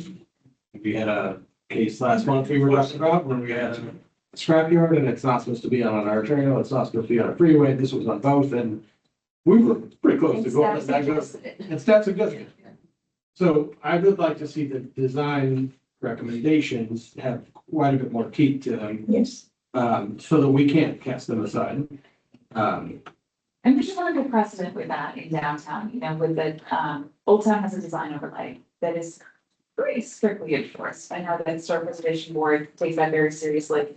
And so that's probably what we're really seeking for other parts of downtown. Where do we have opportunities to put in a design overlay like on Douglas, so that we have that shade built in, so that we have the transparency of ground floor windows, we can actually tell that people are from Cape Pine space and it's not all. I can tell you from just my experience on the board that when it comes before us and it says, I think I'll tell you, well, you have to have a landscape street guard, and what that really looks like is up to debate sometimes, but it's one of the first things that goes there. So I think the other thing about design standards is that they can be tied to developer tools, some call them incentives. But if you're gonna, get into the ID, maybe you're required to have, the best, let's say, parking in the city, But I think there are carrot and sticks that can be combined, to make sure that we as a community are subsidizing the type of environment that we then want to inhabit. I think it's a really strong plan and I would like to see as much of it happen as possible. So that was my comment there. There's a lot of stuff in here about parking. I mean, we talked about it, we have way too many parking lots and. Let's talk about parking. They do. And so, I've jokingly said in the past that some other people, which won't go somewhere if they can't see where they're going from where they have to park. And not if it's true, but a lot of times. So I would be willing to do some of these things. There's a lot of people who won't. And so, a lot of the notes that I made, you're gonna have to really sell this to make it work. And that's one of them. I think we deserve a new performing arts building, but nobody's been able to crack that nut yet, so you're gonna have to sell that. There's a lot of stuff in here about art and how we always talk about how we want to have art and I think we have something now where when the city does new construction, a certain percentage of it has to go to art. If I have to hear one more person complain about the art of the new water place, like we made this decision, we want to have art at these places. We can argue whether you like it or not, but it's there. We're gonna have, you're gonna have to sell that. There's gonna be a lot of people that say, why are we spending money on these Kellogg? I think there's a talent case for art too. I mean, I'll be honest with you. I wouldn't have moved here had I not seen all the art my first trip down Douglas. You know, I was like, there's statues, there's murals, there's this, you know, city art. It's really impressive. Not everybody has that, and it's cool to, you know, have an opportunity to community values it. I think it's a very thoughtful plan and I like it a lot. We talked about, you know, there's 700,000 people, whatever it is, and we've been able so far reach 1,000 of them with this. So 1/700 of the people that are gonna be pissed off about this, that we talked to ahead of time. We have a lot of outreach if we're gonna make this work. That's it. Appreciate it. And can you talk about how much of the plan that we're coming off of, how much of that was in the plan and so I'm sorry you weren't here for all of that, but how much of it did we get accomplished? Quite a bit. Besides your, I mean. Yeah, so like we need to have, you know, a lot of downtown residences before 2010. We had a few hundred units. We're up to 2,898 units, over 5,000 people living downtown. And a lot of that came from the inspiration in the plan. You know, like Mike Ramsey, downtown developer, will tell you, he used the plan as a roadmap. He was like, oh, okay, so I can develop a second floor of a building on Douglas and lease it to a resident. And then that means that, you know, he can put entrepreneurs instead of a bank on the ground floor. I mean, that's how we get it. You know, A lot more people would really like to be able to live in the city and including own in the city. There's a lot more rentals in our condos and. yeah, that was one of the most surprising findings of people just, you know, kind of clamoring for, well, I want to live downtown, but only if I can buy something. There aren't that many options yet. So then I take that with the housing toolkit that we have in there to our developer community, and I'm like, please build this. This is the size that goes on your lot. Like it's very instructional.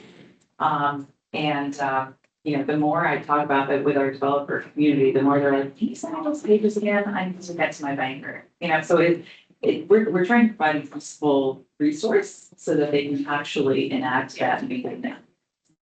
And it goes to the tax base too, more ownership, Right. more increased value. Even with If we the- design a city this way, the livability, property values, obviously, and I mean, there's that, you know, keep that balance of affordable housing.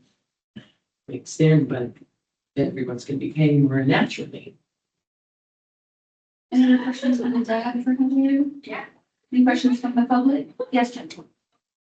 In the plan, and it may be in there, and I haven't reviewed it, so reading that.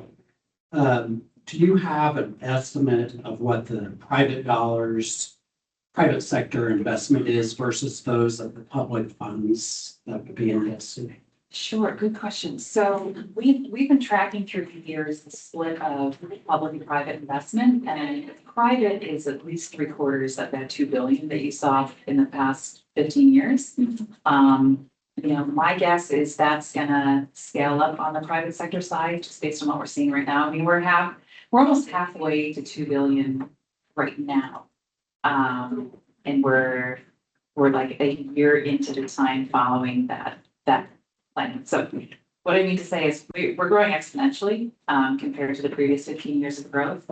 And the vast majority of that is private sector. Yes. I didn't even know about this plan, so I have no background, but I have been worried about pedestrian safety, and you're talking about having to redesign some of the streets and stuff. Yeah. And could you go back to that page? Sure, yep. Allow me It does take too long. Just this last month, I happened to come across both of those fatal accidents in our district, and so I'm just real nervous about it, because I drive down Evan. Yeah, so right now Douglas Ave is designed as a high-speed freeway. Yeah. It has 5 lanes. I've seen some misinformation online. People have said, oh, why are we gonna, cut it down to 2 lanes? No one's proposing 2 lanes on Douglas. We're proposing 3. So there will be a turn lane in the middle, a lane in each direction. And then you would gain 15 feet collectively of sidewalk space back for pedestrians or cyclists, or however we want to split it up. A model I just saw in Madison, Wisconsin, was actually draw a line down the sidewalk.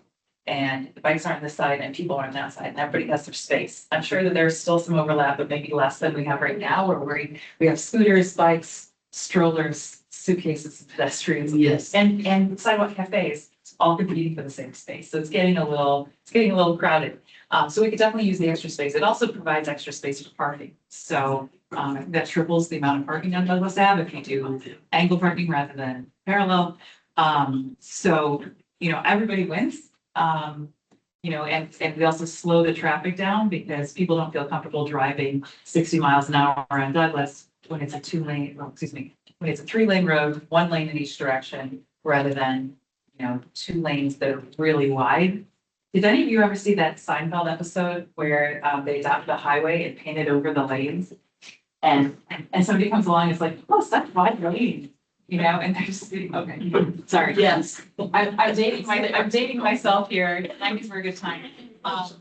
But when you have wide lanes, people drive faster. And so narrowing everything down makes it more people scale. It also makes it easier to cross the street as a pedestrian because you have less distance to go. I've seen several things where they talked about kind of a different lane at the corners. I know you noticed in city planning where they shape the lane at the corner slightly different. Yeah, that's called a bump out. Yeah. Or you have these islands of refuge in the middle where you have a protected, space for pedestrians to go up the curb. We've already done that in Delano. And what we're suggesting for downtown is that we just continue that treatment that's been so successful for the Delano retail district and bring that across the river into downtown. Okay. And the last book I ever read, I lived in a little tiny town called Valentine, Nebraska. You may know my most famous student from that town.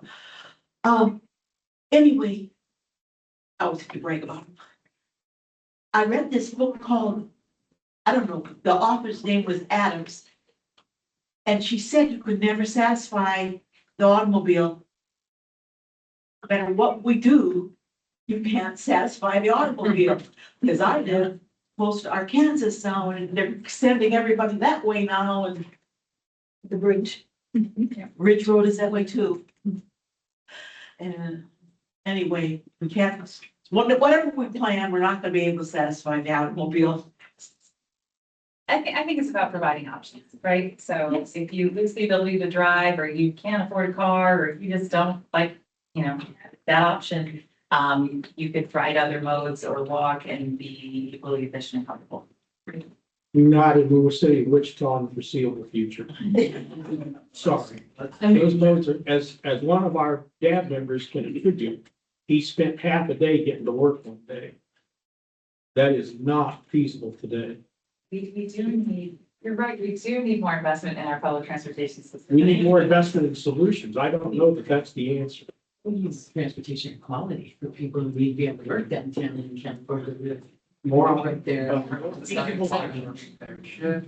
or I'm wondering, have studies been done on what demographics will benefit from these improvements? So the goal is, so good urban planning builds for the 80.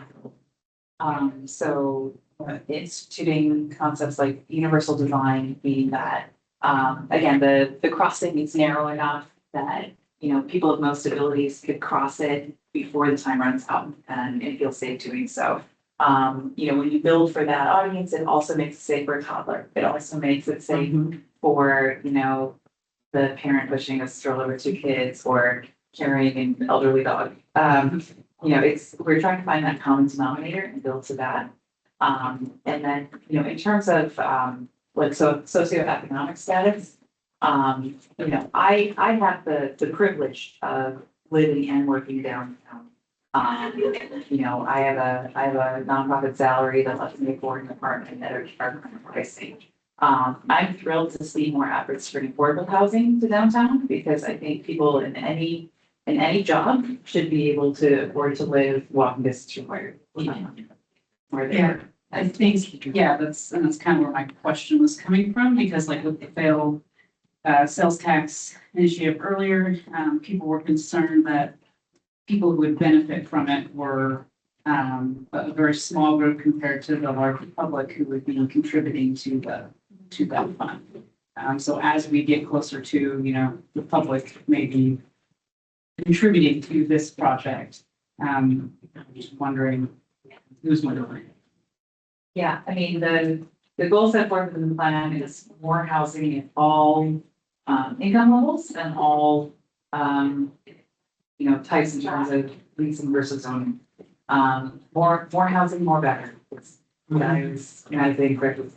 Although I will say, in looking at the housing options, you don't necessarily agree with the lowest price, but I saw it was about $1,600, which is a big stretch from affordable here in Wichita. So Yeah, that's you know, I know that if you build more housing, other housing will get cheaper, but that means folks out on, say, 21st and Avenue, that might get cheaper, but then you still have to drive. So the assessment in there was based on market rate housing. You know, we have limited programs at the state level to help subsidize our housing development. The 9% loan housing tax credit is a wonderful tool. We have not been successful as a community in Wichita. Somebody at the state has shifted on the shoulder and awarding those funds to our community, but we all need to advocate for that because that is the best tool for having high quality affordable housing in every neighborhood. What was it called again? It's called the Low Income Housing Tax Credit, LIHTC. People call it LIHTC. There's a 4% program. The 9% program is competitive and it's what is the best resource available. But we need to see more advocacy as a community to persuade the state to award projects. Yeah, we've been losing out to like Goddard, some of these other smaller communities, but we really need it and. And then, you know, Lawrence, Tony Krisnich has been really successful with old buildings in old parts of town. Like he's done such great work there with the LIHTC funding. Yeah, and you can layer it with historic tax Yeah. credits. So Market Center, everyone 55 North Main is currently using LIHTC and historic tax credits. And I just saw pictures of the interior. I'm going on a tour there Thursday. They're gorgeous units and they'll be affordable to people earning 60 to 80% of the area median income. And I don't want to, it's a good time. So if there are no, I just have one quick comment. Don't be afraid to push the fact that urban clustering is environmentally friendly. And I don't, nobody will outward say they want to be environmentally unfriendly, so at least we can all agree, you know, because it is. In terms of treating trash and all of that, when you spread out, there's so much more harmful to them. Anyway, whatever you need. Awesome, thank you so much. And Heather, how would anyone get a hold of you if they would like? Yeah, Heather, ask me. Heather at downtownwichita.org.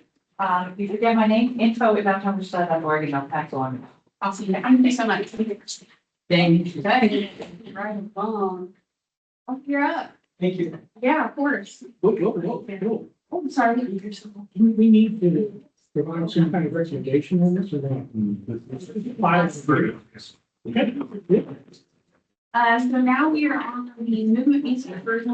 The clicker's right up there. Yes. Raphael, thank you so much for. Oh, thank you. And for being here. It's a privilege. I really appreciate it.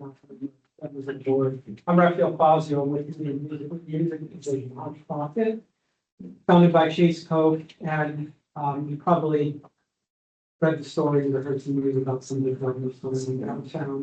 What you probably heard is a lot of about what's being, and that's easy to write about a story about what. So what has been announced in terms of development, there's the redevelopment of the Shirtmere, the building of around a 3,000 capacity music venue, not a performing arts center, it's a music venue, they are different.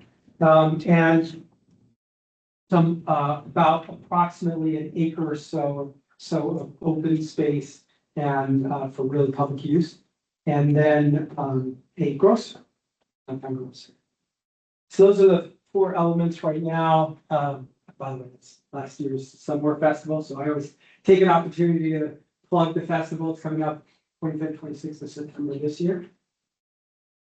So this is what I want to talk a little bit about is the why. You've heard the what. Now, but I'll give you some, I'll go through a little bit more of the what in a few minutes. But to understand the what, you really should know why are we doing this? What's driving this? We're not a real estate development firm, although we are acting for it. But this is what's driving it. Is at the heart of what we're doing is music center, although it's not music only. We're really actually looking generally at creatives. But what we love about music is how it unites people across a lot of different barriers. Another thing that does this is with people across barriers. And so what we can see is by uniting people, by creating shared experiences, you actually can ultimately lead to positive social change.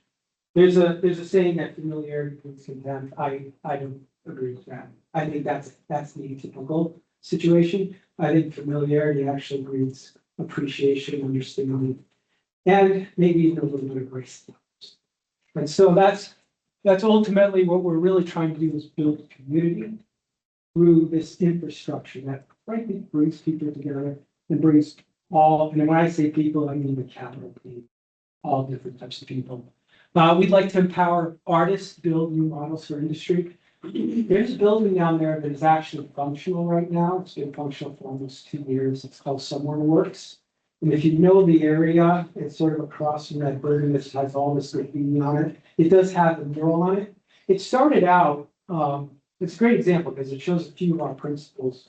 One is experimentation, and sort of learning from those experiments. But it started out as a way to bring the garage band out of the garage. So it's a spectacular facility in terms of its capability. It has 2 state-of-the-art production rooms, 2 state-of-the-art rehearsal rooms, and then about a 200-person performance area. And what we realized is that there just wasn't the demand there from the community. It just didn't work out. We tried it out for almost a year. And so we said, we've got to pivot and do something else. And we talked to WSU in the School of Digital Arts, SOTA, the Shocker Studios. I don't know if you know anything about that. It is one of the fastest growing schools at WSU colleges. Spectacular. Right now they have their facilities over at the Wichita Mall. And they, starting in the spring semester of this year, so January, they took over the facility and it's sort of a hands-on place for their students to learn. It's got this great infrastructure. And we just signed the agreement with them. They've got classes for the first of the future. So and what sort of such a great example is that what they do is spectacular, it is cutting edge, and they import all of that, all those things. So if they graduate, we are exporting labor in Wichita. because there's just aren't the jobs. So we hope through this process, we start to create an ecosystem that actually keeps the talent here. And that's really one of the reasons also boost the local economy, attracting to talent. And then finally, be rooted in Wichita, built for belonging. And I think that's best exemplified by what we're trying to do with the open space. And this is part of the effort where we started our community engagement meetings. We had one last week. We'll have another one this week, and then that'll kick off another series in September. There's actually a survey also. And I've got the QR codes here and I can pass out to you guys. But that's also open to the entire public. By the way, somewhere fast ticket goers, we're gonna get an email, take the survey. So we really are trying to get the community input about this open space. Let's see if I can, I'll get to that in a second. See, I will plug the survey just for a second. I did pass it to a few people. Oh, good. And they said that it was very well thought out and asked really good intentional questions. So just for the feedback that I passed it to a couple people and still have a lot of people to share it with, but I thought that was great feedback. Yeah, please, just spread it around. We want this to be an asset of which it's their asset. And you don't need to have a ticket to the venue. You don't need to have a reservation or a restaurant. If you just come down there, and we'd love to see things. Again, we'll go through the community engagement process to get ideas, but people do yoga in the park, movies in the park, ice skating rink in the winter, training gym summer in winter. I mean, all of these things, we want to have it activated part of the community. A little bit about our principles, so you understand who we are, what's driving us. We do believe, as I mentioned, the power of music to bring people together through shared experience, but we also think that can be beyond that. We believe that everyone has, there's dignity and is inherent in every person. We also believe that the people that are closest to the problem, some of the best people that can solve it. We call it bottom-up empowerment. That's part of what we're trying to go through this process, getting community input. Experimentation, I mentioned that, we do that. I hope you understand, we understand that we don't have all the answers. We'll never have all the answers, and that we will make mistakes, but what we will do is try and experiment, learn from those experiments, and build through, frankly, a trial and error process. Actually, if you look at us, we are, evolution is the greatest example of trial and error in thousands of years. And then finally, mutual benefit. It should be about, we're not transactional in nature.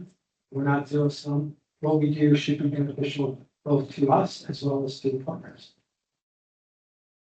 A little bit about where somewhere is. I think everybody generally knows that, but just to remind, it's actually, when you look at the downtown area, it's smack dab in the middle.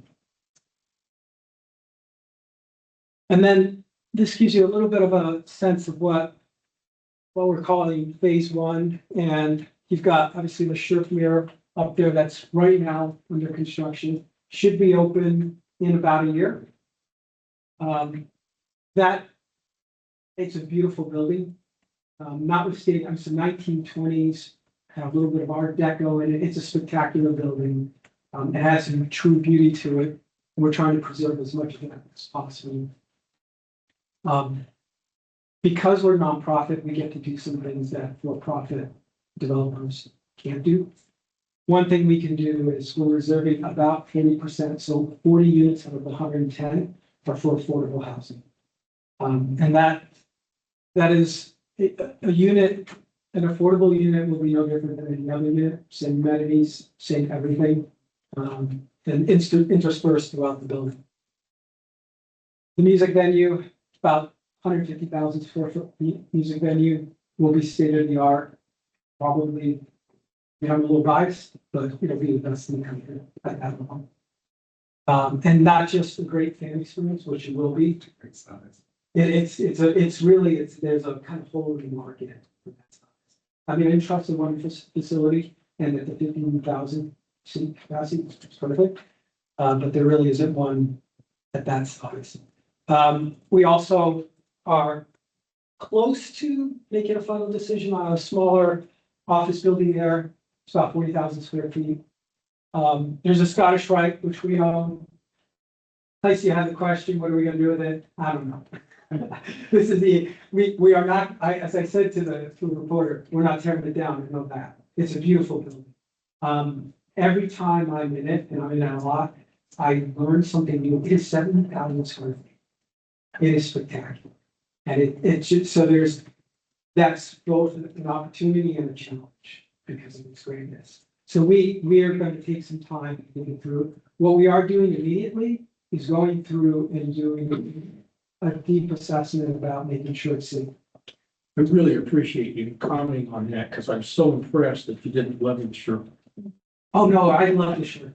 Oh, It is. I can't wait to go through it. I'd love to have you. It is a beautiful building. Now, unfortunately, the first floor, there's a lot to preserve. Floors 2 through 8, there's nothing. They were completely already just not, it's just not, it's unfortunate, but it is what it is. The top floor, that's where I always want to live. That's incredible. So Councilman Ballard for this story. One of my greatest disappointments so far is what we couldn't do with the top floor of the show.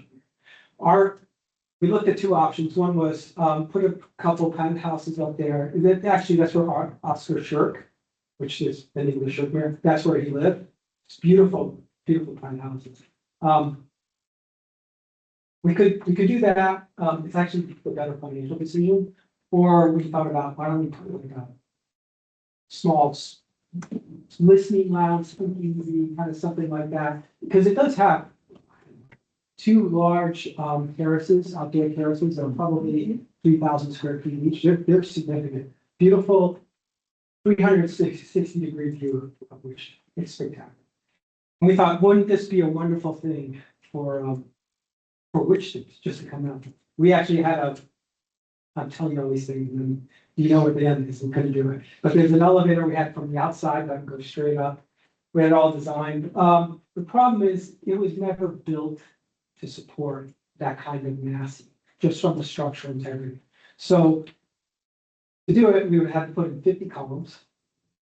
Those columns would have shrunk the units, would have added $3 million to the construction costs, and would have delayed us by at least 9 months.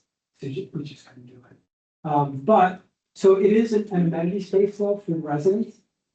And it will have both an indoor and outdoor, and we will have two penthouses, but there's still actually quite a bit of space for amenities for the residents. So if you want to live there, or if you know somebody who lives there, you'll have that opportunity. But I'm certain that future things will have some opportunity somewhere to give. And that is where the fire was Yes, upstairs, yeah. yes, we had to, yeah. What are the parking options for these residents? We actually own a parking lot. Gosh, let me just look a little bit here. I'm gonna go through. Since I have to see where I'm going to walk. Right now, there's a building there. It's just a storage building. Go on. So that gives you a sense of what we're thinking about. This is the open space. About an acre. I've been asked, is Emporia being close? That we're not recommending that. There are things you can do though to kind of make that more cohesive from each side, from the east and west. And we've spoken to the council about, should we have ballards on either end, First and Second Street, so that during special events, something like that, you can shut down the street. But we actually think it's very good for the development as a whole to keep that in the street. Yeah. See the parking question, is there a reason that you wouldn't go vertical in that parking and have that serve more than just this shirt here? We are looking at options. It's probably too small to really get a significant mass. Yeah. So as I mentioned, this is about creating community for downtown Wichita. Our open space goals, it's about activation. It really is. Get people down there. that I'm sort of repeating myself here, but those are the goals. Here's some renderings. I don't want you to focus too much on this. This is just filler we put in to give you a sense of the architecture of the venue. That's the music venue. This is, just so you know, this is sort of basically standing St. Francis and looking west. I personally would love to see the water feature. It's hot here, and it'd be great to have something where kids can play, bring families down. But we, actually the same firm, Sasaki, that helped with the downtown action plan is the firm that's helping us with the open space. And again, this is what the downtown action plan did. We're sort of continuing that with our community engagements. But what came out of the downtown action plan process was Wichitans want more opportunities to get out of their cars and walk around. Strong desire for more parks, open spaces and trees. And as you design, by the way, this open space, we're doing sun studies, wind studies. I like to run, and I know that there's a wind out of the north in the winter, and there's a wind out of the south in the summer. So we're looking all at that. How can we use both natural landscape as well as buildings to really extend that shoulder season? So you can use we're not California, we're not gonna have year round outside, but gonna make it as long as possible. So a little bit from the downtown action plan. You can see this interactive, accessible art activities, more public art. Downtown is hot in the summer, not enough trees, all of that's consideration. More program plazas. Again, it's not about just having community open space, but it's about having activations that continue to bring people downtown. That's an example. Summerfest. This was our first attempt in experimentation of bringing people to the downtown. This is a little bit of view of the renovated shirt fair. This is we're hoping to put, well, we're going to put a cafe and then a WeWork kind of space, co-working space, not WeWork itself, but a co-working space in the ground floor. Yeah, you with the seating capacity of that a bit. Roughly. Will there be room for me? For you, will be. Okay. I don't know. I don't at the top of my head. That will be, by the way, that co-working will be both public and resident. They'll be sort of split. And then the residents will also have, as I mentioned, on the top floor. Again, a little bit. So here you're looking south down 2nd Street. You'll have this, by the way, the works building that WSC was using. That's existing. That's the venue and the shirt fair. And again, in a little bit different view here.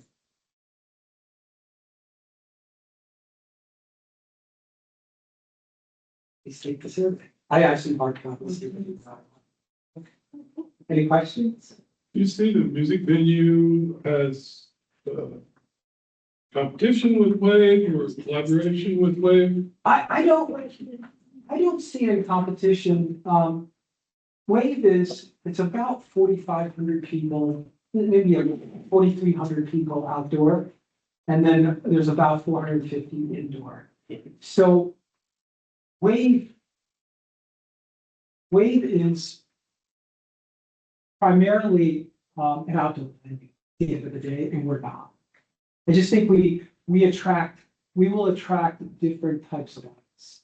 And then Wave during the winter or cold months just has to shut down their outside. They had to shut down in the summer. Yeah, well.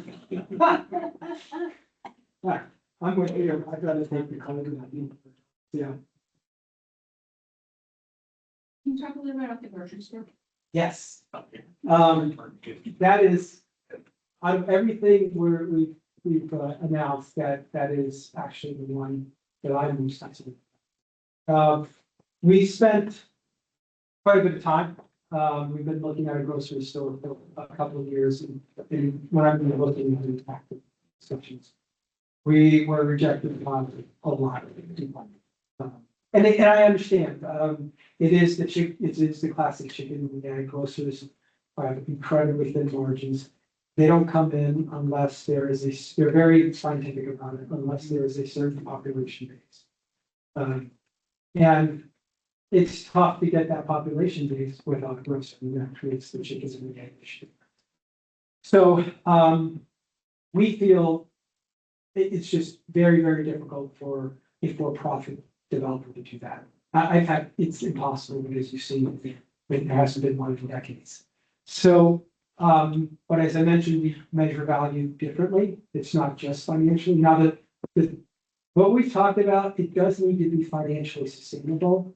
In other words, it needs to pay for itself and we have enough funds to reinvest to keep the standards, to keep the capital improvements, to keep it running, to keep it a place people want to go to. But we don't have to hit a 10% return on a normal investment, 10 to 12%.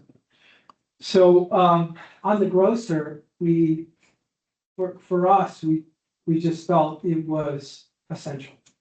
You can't have residential. You can't, what we're trying to do is create a place. And what they call development world placemaking. And that is, take, for example, ballpark and trust, wonderful facilities. But and you're starting to see a little bit of the ballpark now, but it's tough when it's outside of an event for there to be a lot of people over there. And that's not what we want to do. We want to actually have 16 to 18 hours of activation. So how do you do that? Well, it's nice to have the event venue, but you need residential. You need people there during the day. So the residents are there usually after working hours, but during the day, so you need people there. Office workers, students.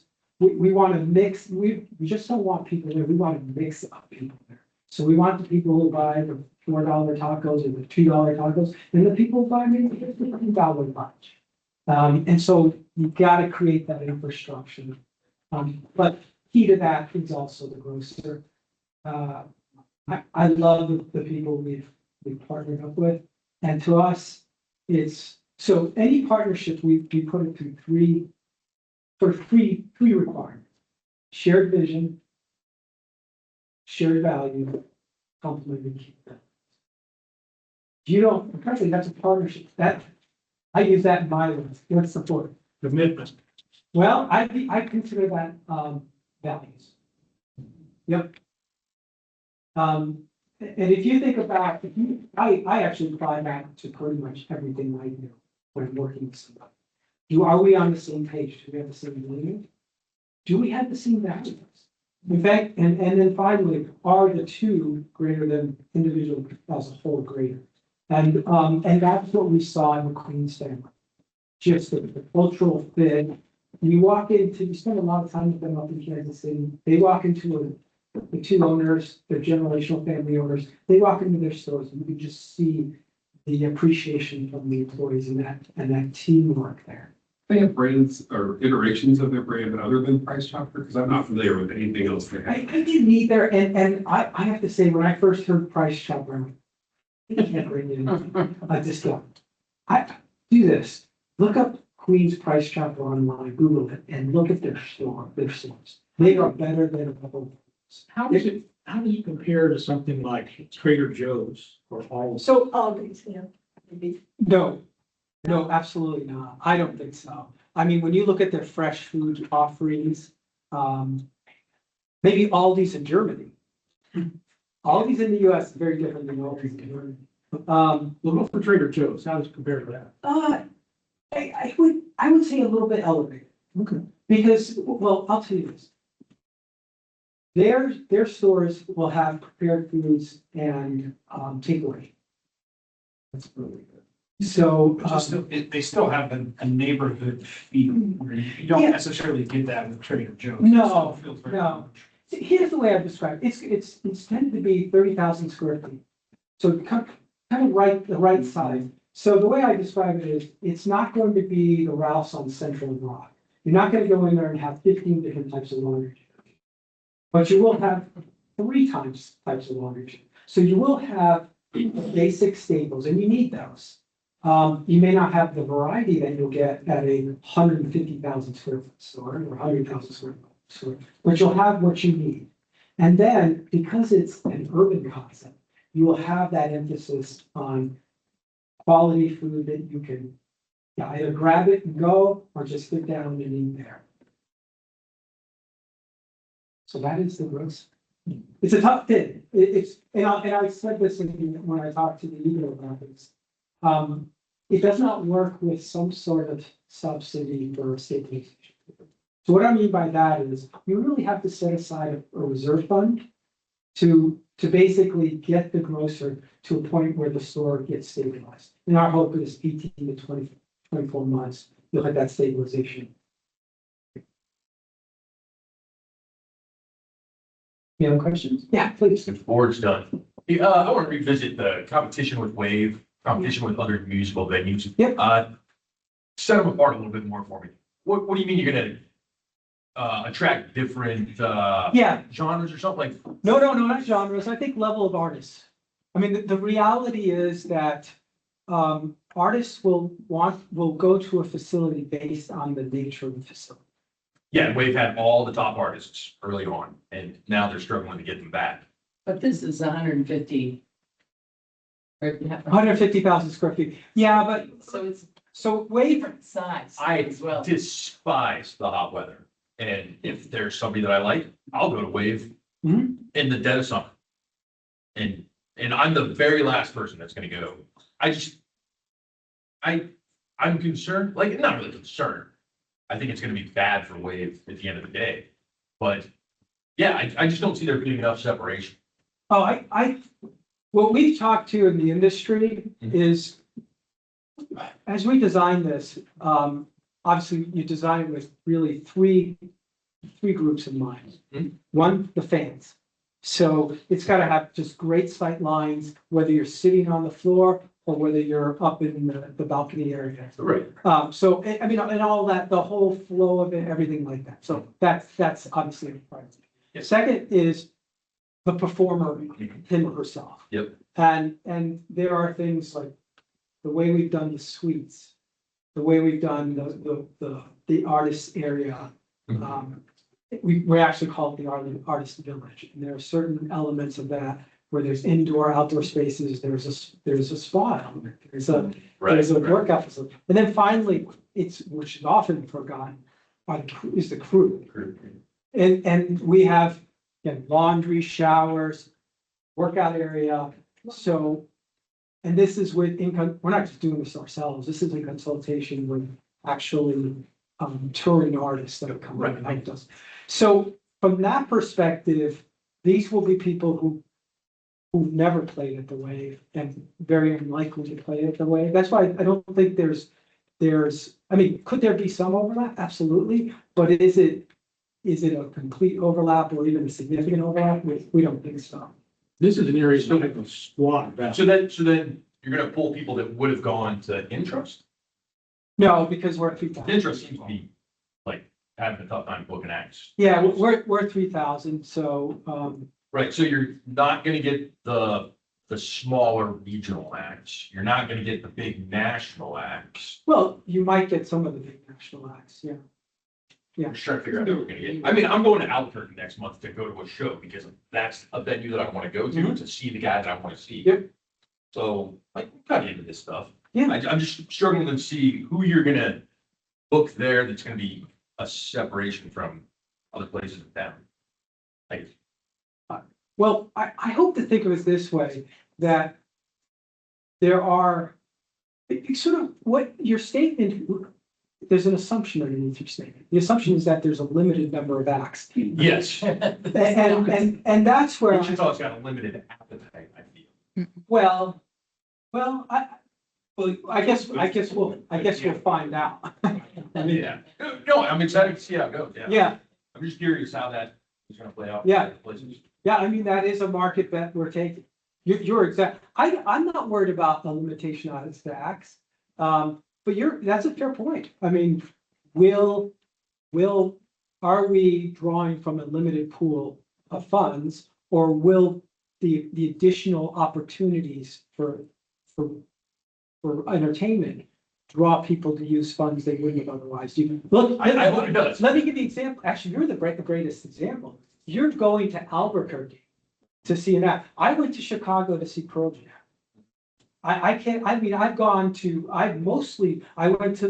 went to Vegas to see another act.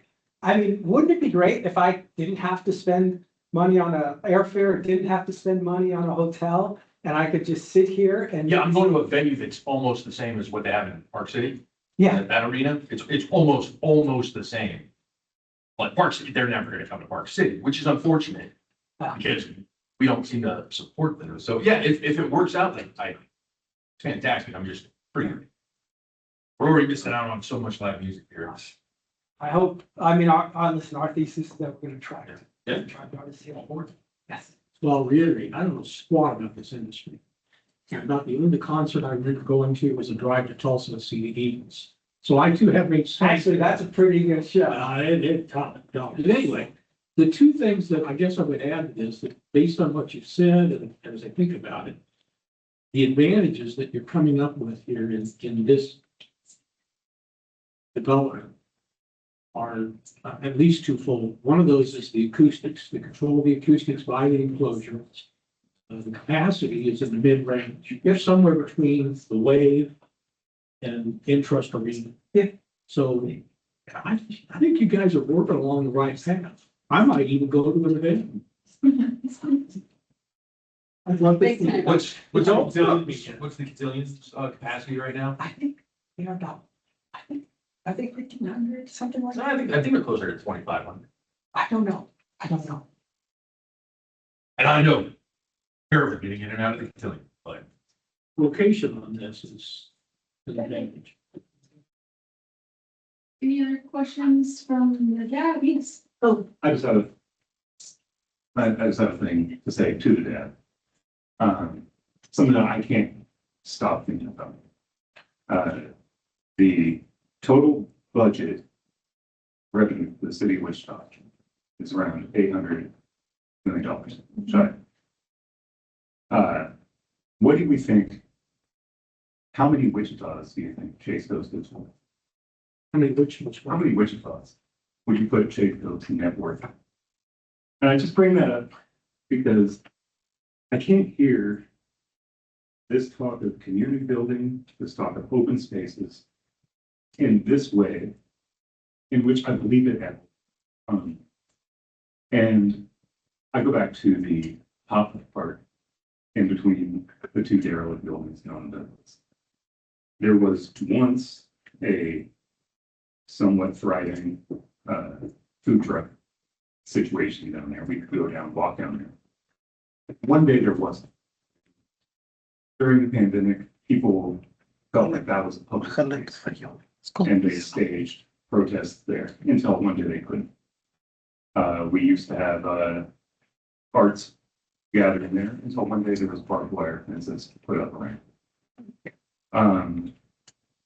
That space was built as a public space. The Knight Foundation funded to fill in the pit that developer decided he couldn't do on his own. We don't have that space now. We've seen public space downtown shrink. We saw Napster get overtaken by private development. The patio furniture that Homegrown has acquired and sequestered that space is still public park space, but now you can't go there unless you order something from the restaurant. But that's still city-owned space. It's nice to think that a man who could buy 60 or 70 Wichitas. We have 500,000. We've talked about the population of 500,000 of us can't come close to acquiring as much power and influence and wherewithal to do whatever they want to do. They don't need our input for this. I don't believe that they actually care too much about it. I don't also believe, and I'm just saying this to the dad members here, that we can have any kind of purview into the decision-making or rationale of someone with that amount of power and influence in life. This is all some kind of translated down, coming to us. And I think we need to be very careful about the type of gas we're drinking in a presentation like this. Because I think there's a lot of it, and it's overflowing. What I don't- downsides do you see to this? What downsides I see is that you have somebody coming in who gets to remake a large section of the city, however they really feel. They can call it open, but what kind of surveillance is going to be there? What kind of technology is going to be used to track people? What kind of work is the owners of this place going to be doing with police or with ICE or with AI technologies that with block cameras? What are we doing? How are they? They're not accountable to us. And this, we don't really get a say in terms of how many cameras are in this spot. We don't really get a say what you talked about commitment. What was the commitment of the developer who owned the pop-up park to the food truck culture that was there, to the businesses that came through there, when he got tired of it to shut it down? We don't have any say in that. This is one of the most anti-democratic pieces of development that has hit our city in many, many years. The level of money and power that's going into this is astounding. And whether or not we get something shiny and pretty out of it is kind of, to me, besides the point. Besides, at least as if we're going to decide for this, we should at least realize that the people who are doing this can do whatever they want. We can't say no, so we can get feedback. That's fine. So what? There is no method for alternatives. There's no method for real input. They can buy whatever they. I don't really have any constructive feedback besides I can't shake this feeling of like, whatever, man. Who cares? Like, do your thing because no one can say otherwise. And that's just, I mean, that's the economic truth of it. Whether or not they even think that it's the political truth of it, it's the economic truth that there's no stopping whatever they want to do. So feedback away, but that's, I can't, I'm on this tab to be on the record occasionally with some things. And, this is how I'm going to spend the last couple months of political capital by not being on the record. I'll use it tonight. That's my piece on that. I actually think you do have. Don't hear. You don't have to come down. I won't. And if enough people don't, then we fail. And that's exactly why we see public input. But I mean, all we can do is frankly prove you wrong. And I'm happy to do that. Yeah, sure. There may be some negatives associated with this as they're all major developments. Yeah, there'll be something that you'll go out and we can't do that. But that future will have to bear that out. There's honestly one piece of real estate in there, and I'm so glad that instead of continuing to be a homeless, derelict, abused area or a torn down historical piece of property in the city, that you guys are going to be able to resurrect. Thank you for that. Even if I never go to the venue, I'm going to come to the restaurant. Any other questions from the dad? Any questions from the public? Yes. The Scottish Rite I know is on the National Register. Shirkmeyer, I don't believe is, but I believe it could be. Would you look at utilizing any historic tax credits? Yeah. Why? We don't need them. And there's an awful lot of, I'm going to call it, I hesitate to use the word because it'd be negative, restrictions associated with It that. really is not as much as the public believes, and there I is. believe there are, so Have you used them? I've read some of the proposals and the reactions to those in the past. And I'll leave it at that. Okay, I think you would find the Wichita board is that votes on a lot of it is very liberal. And there is so much downtown that has been redeveloped that would not have been without historic tax credits. And, It's been preserved. in fact, and preserved, a lot of readaptations. If you're interested, there is a seminar put on by an individual who, or organized by an individual in Midtown, September 12th, here at Evergreen, from 10 until 1, on the use of historic tax credits. And a lady from SHPO, which is State Historic Board, and Topeka, will be here to do the presentation. It can also give you a lot of good guidelines on what might be good to preserve in those two buildings and how to do that. Just people who know how to do work, that kind of thing. Thank you for your time. Thank you, appreciate it. Thanks for coming in. Okay, we're going to move on to zoning tax, zoning case 2026, 00033.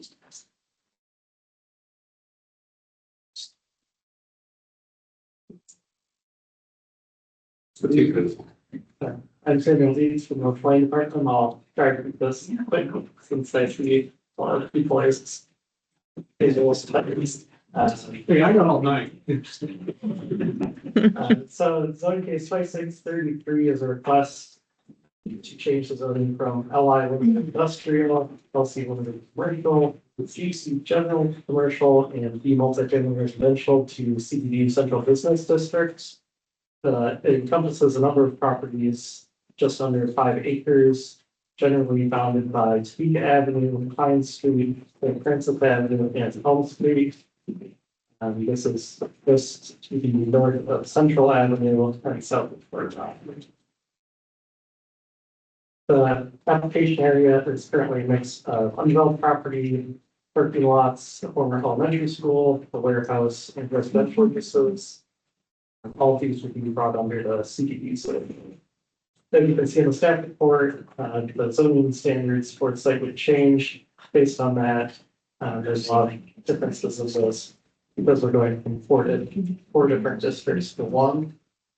In addition, compatibility setbacks and compatibility height standards would not apply to this area at the present time, given that there are no Tier 3 two-family residential or plus restrictive zoning districts within the facility. Properties would have to comply with the screening and landscaping code. Parking would not be required, given that CBD, the central business district, does not require on-site parking. This area has GC and LI zoning and a limited amount of B zoning to the north. On the west, there's properties zone B and LC. Properties to the south are zone B 158. And that is similar to the central business district zoning. Properties to the east are primarily zoned LI and considered GC as well as the B 158. This entire area was platted as part of J.P. Hilton's edition in 1869. In recent years, there's a zone change for 410 East Elm, going from multifamily and GO general office to LC with commercial. In 2025, Topeka was granted a demolition permit to demolish the apartment building that was a contributing building to the North Topeka Avenue Historic District. And earlier this year, the former Webster Elementary School was at the National and State Historic Registers of Historic Places. This area has access to a number of local streets that are paved 2-lane with sidewalks on both sides. All parcels would be served by municipal water and sewer, and Wichita Transit does serve the site nearby. In terms of the existing plans and policies, the zone change is in conformance with the community investments plan, which identifies the site as appropriate for new residential and employment mix. CBD zoning would allow for a large mixing of uses compared to current LI district, which restricts residential uses. This is in line with a number of the development patterns within the plan, such as encouraging infill development, promoting downtown as the region's premium and walkable mixed-use development area, and locating buildings close to the street with parking areas located beside or behind buildings. This is also in conformance with the Wichita Places for People plan, which includes a number of strategies such as improving the economic feasibility of commercial and service uses, encouraging infill and redevelopment that's contextual to the environment in which it is occurring. Center City neighborhood revitalization plan would also, the zone change would be in conformance with that plan. As that plan identifies the site as perfect for residential primarily along with mixed use school and open space. CBD zoning would be less restrictive than the current zoning districts. Be more appropriate for this area. The current, the downtown action plan that is upcoming has not been included in the staff report, even though that's not official policy yet, but that would be a form of that as well. This plan or this zone change went before the planning commission on July 23rd. It was approved on consent with no public comments. Staff have not received any public comment outside of that either. With that, staff is recommending approval. Okay, based on that, consider great questions. Any questions from the back? Oh, Go for it. I got three. Okay. Just three. Just, but so far. Who owns this property? Can you disclose that to us? So it's our first page. So at least the LLCs that own the properties are MTW properties. I'm sorry, I'm a little hard of hearing. So those properties, there's three different companies, MTW Properties LLC, Equesset LLC, and Lane Gen Y LLC. So those are agents. You don't know who owns it. I'm not sure who's behind those LLCs. Is there a representative here? Hi. Yes, Can you disclose that? yes, sir. Can you disclose that? Yes. Who owns it? Right, tag out. Can I have you go back to page 7? Phil Meyer with Bachman Company, agent for the applicant. So Wichita, Music Theater Wichita is one of the applicants. And that's the driving force that started this. Yes. Their main facility is here and they're on the east side of Emporia. And it started with them as they're getting ready to do a campus redo. And then, Equisette and Line Properties is Jeff Lane's group. But that answers two of my questions. You did good. You take the usage. If I do the third one. Well, third one may have to come back to him. I'm not sure. No, you don't have to stand up here. You may have said this and I just didn't hear it well enough. We looked at this expansive 2035 vision translated plan for Wichita.